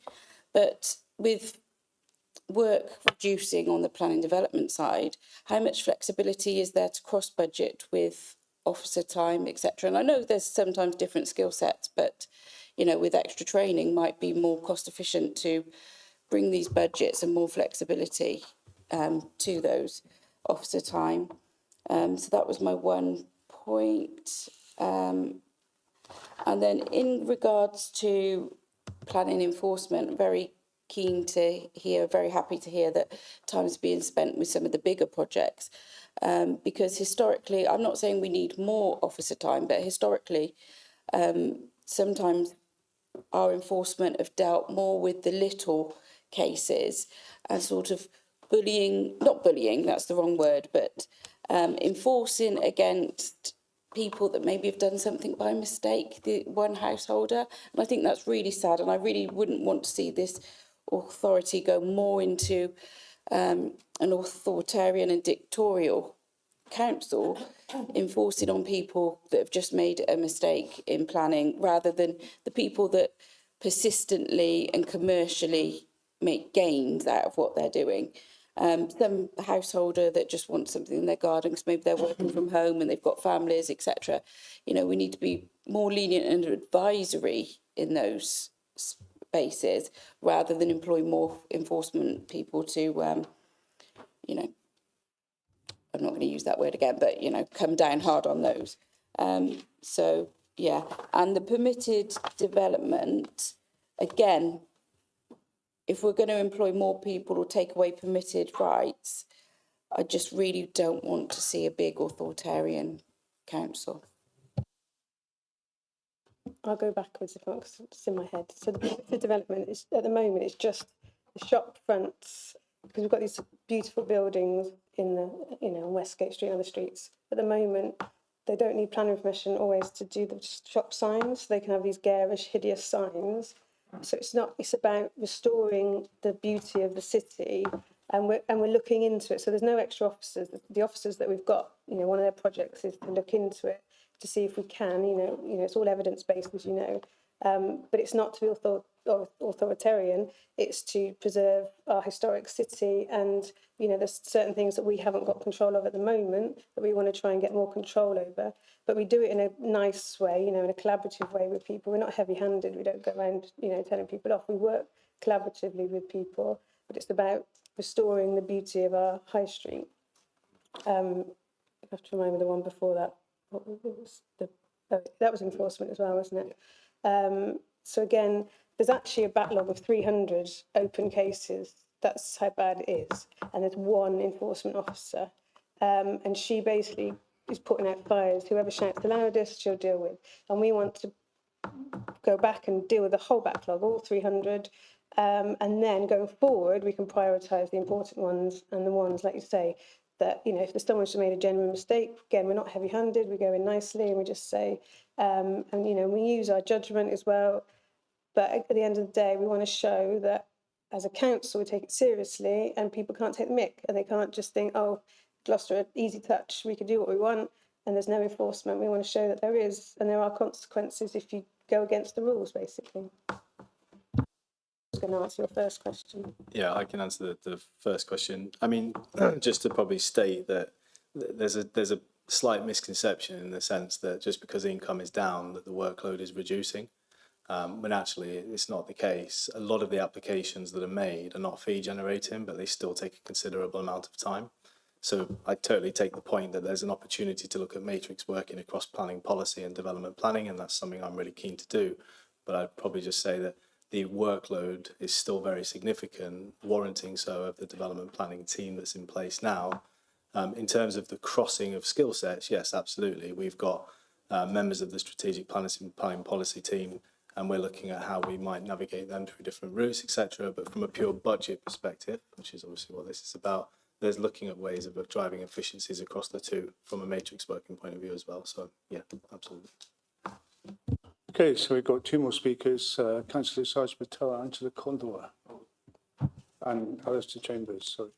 Thanks, Chair. Just a question regarding the planning enforcement in, for example, conservation zones. You mentioned about restoring the beauty of our city. I didn't realise there was only one officer, so I can understand now why there's been several shop fronts in my ward that have been in a dire state, including smashed windows and boarded up windows in a conservation zone for probably maybe even 2 years, even longer. But I think maybe the officer may be aware of it now, and it may be on that list of 300 odd cases that we have. It would be good to see if we can, get additional resource to bolster that, because that team, because otherwise, like you say, you're going to get landlords thinking they can get away with it, Because I do also remember that about 10 years ago, we were going down very hard on businesses and shop frontages who had new illuminated lights fitted in conservation zones. Yeah, we got a property with smashed windows, been like that for more than 2 years. So really pleased with that. Thank you very much. That's right. It's all about engagement as well. Unfortunately, we have people who own buildings on our high street that live abroad, and we can't. It's so hard to get to communicate with them and tell them that their building is letting down the conservation area, and it's the frustration of the council that people can buy these buildings and then they don't invest in them and they do let them and get them down. But we are trying to find the owners, work with them to restore our lovely high street back again. It is a priority of this administration. Okay, I was lost. I can't remember who was next. It was you, wasn't it? Yeah, probably Angela, but I just wanted to ask Mr. Councillor Patel, was that a recommendation for this meeting that we try and get more officers? Because I agree with you that enforcement officers would help us to get pride back into the city of Gloucester. I see things in my ward which shock me that people have got away with, and I'd like to see more enforcement, but with only one, that's very challenging. Are you suggesting that we have some sort of recommendation on that issue? His was a recommendation. There you go, Sarge. Just formally move it. You've got a seconder. Okay, that's because it's done. We got that, Laura. That's cool. I'll just come back on that and just say it is a priority. It's in our manifesto. It is a priority. It's it's the first one on my list. Is sorting out enforcement, and we're looking at either using the budget we've got or using these extra income streams. So it is a priority. So I don't know if you necessarily need to do it. We're happy to do it, but it is already being done. We can come back and report on it at another time to the ONS if you'd rather. Okay, so Angela, have you spoken? Sorry, Steph. I just wanted to say, advice to all councillors really. I've noticed at the end of last year, 3 cases, 2 of them in my own ward, where commercial landlords have blatantly overstepped the mark in the attempt to get away with something. And enforcement is in progress with those. But, it's easier to beg forgiveness than ask permission. And they don't ask permission, they do something and wait to be found out. So be advised. Good news. So I was trying to see who's left to speak. I think it was just Councillor Chambers. Alistair. Yeah, I've got a question on the budget, relevant to what Councillor Pullen said. But really quickly, there is a significant shortfall in funding for planning. There's been some comments from the Cabinet Member for Planning saying that the shop fronts have gone downhill in town and things need to be done about it, which I completely agree. However, if you refer to a pound and shop issue in Punchline, Gloucester, you'll see that there's a precedent set where officers didn't enforce on signage, and as a result, it went to officers' delegated decision to approve planning for illuminated signs, even though the conservation officer, historic group, and local cultural group all went against it and said not to approve planning. So officers in the City Council under planning this year have given, under your watch, have given the sign off for the B&M sign in town, which went against the historic characteristics of the city, the sign off. And what they could have done is they could have enforced against the sign, got a fine in, and then made them apply for planning and got another income in. So ultimately, this, with the greatest respect, Sarah, this was under your watch, and it might be worth looking into, because they're saying now it's created a precedent because it's gone through to officers' delegated decision, and that means it's a free for all now with planning. That's under the Lib Dem watch, so that needs looking at. So back to my question, what I should have asked, but I just wanted to inform you on that. So the budget for this year is 573,000. Going through the BCIS, which is the Building Cost Information System, it's like a regulated costing system for quantity surveyors, Royal Institute Chartered Surveyors, like through the UK, and also the government white paper from the Labour government, which was the government paper July 2024 for proposed reforms to the national planning policy, government paper and framework. They said the 2025 to 2026 is going to be an 8% to 10%. Increase in the construction industry, which is fantastic news, which means more planning, more projects. Obviously, if it's at 8 to 10%, you're not going to be getting that full 8 to 10% because there's a lot of permitted development which doesn't need to go through the banner of planning. However, that said, as in the planning costs, it's permitted.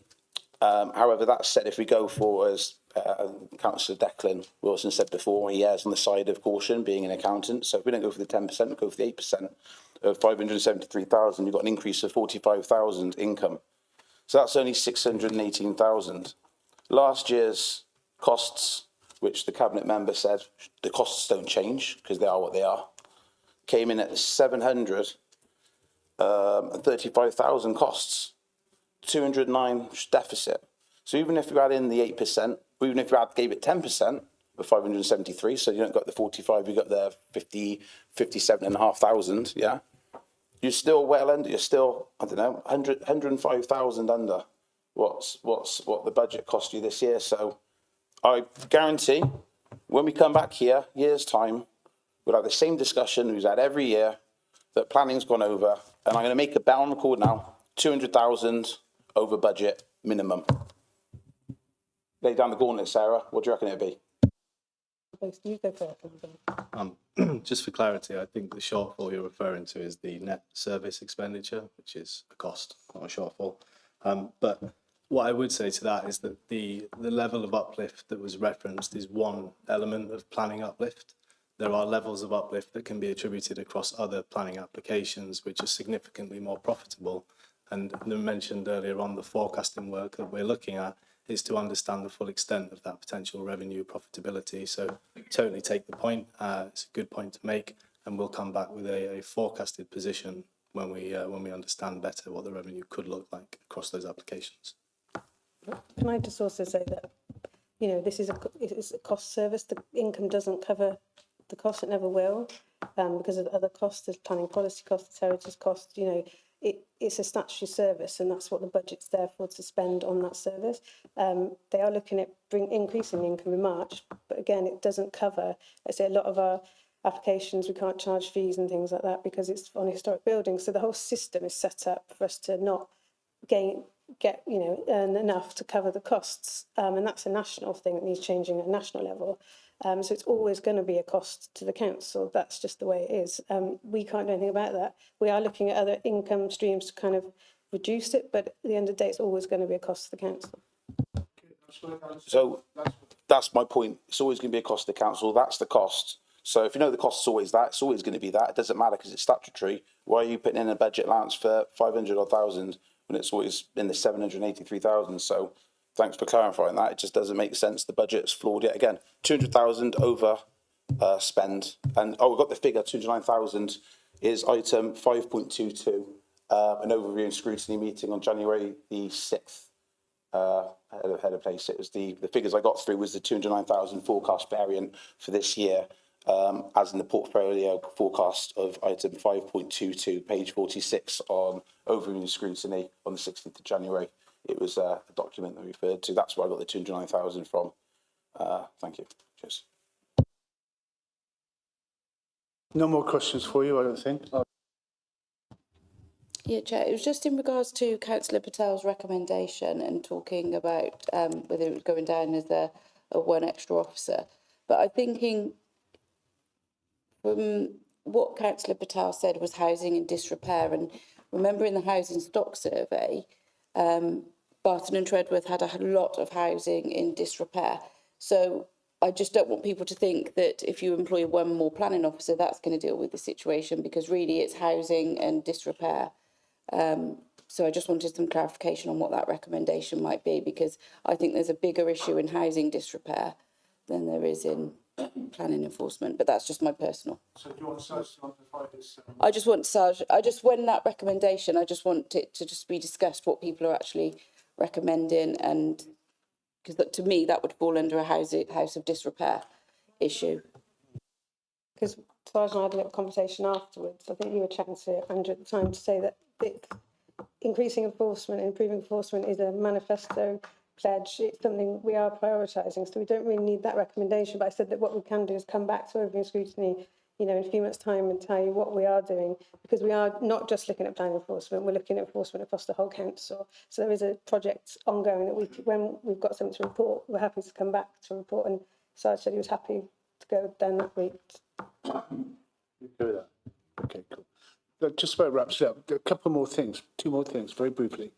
So, Lauren, can you just read out what we've agreed tonight to follow through on, please? Thank you. Yeah, thank you, Chair. So, yeah, if you're happy for Councillor Patel's recommendation to be taken down as a follow-up action and a future work programme item for the committee to come back on, I've made note of that. So the only other formal recommendation I've got from the committee, and do say if I've missed anything out, is that the Overview and Scrutiny Committee recommends that the council investigates the concerns raised by the Eastgate market traders and that a formal update report on the situation be brought to a future meeting of the Overview and Scrutiny Committee.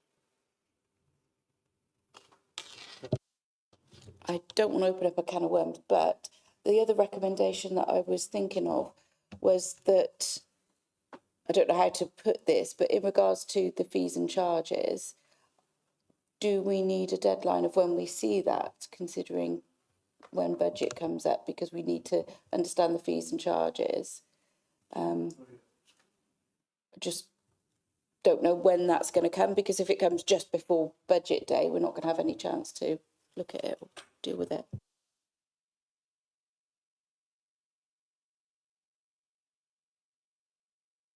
Need that extra information. So we just need to say to the team all around in the back rows when we want to see it before the budget council meeting, not have it sprung on us, the day before council. That seems pretty reasonable to me. So we've got time to move amendments and all kinds of stuff.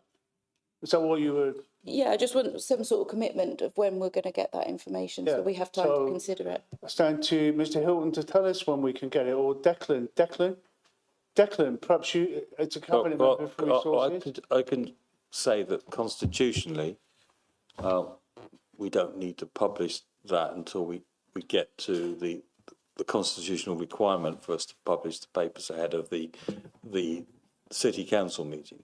But we'll endeavour to get the fees and charges sorted out earlier than that. To be honest with you, that's a technical issue as well, how quick the officers can do it. And it might be that some of the fees and charges, like the planning fees, are difficult to point out until we get the advice from the government.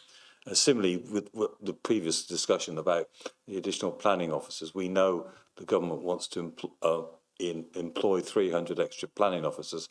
We've not had any indication as of yet that we're going to get any money to do that, but quite clearly, if the government provides us with the additional money to do that, then we'll go ahead and look at how we employ them. The reason why Sarah's doing the review of the enforcement is to see how we can improve it within the existing resources if we do not get additional funding from the government. So I'm reading that as you saying it will be helpful. You will do your best to ensure that you will aim to get the information on fees and charges before. I think we could try and do it as much as possible. And if there's a couple of sheets that's still outstanding, then that would be because of technical reasons by the officers. But it will be our job to clear that, Stephanie, before the actual constitutional requirement, which is that's helpful. That's the date it's got to be produced, because that's the date they've got to go to full council. But we'll try and get it done before. Okay, so can I begin to wrap this meeting up now? Just one point. I think there was a recommendation about the weed killer as well. There was one for Sebastian to go and talk to the other councils, some of the larger ones, and find out why they've taken that decision and feedback from us. You had that on the list anyway. I did, thank you, Chair. I took that down as a follow-up action. So that is when that I would follow up with officers, and then we would circulate it in our action point item rather than it being moved as a formal recommendation.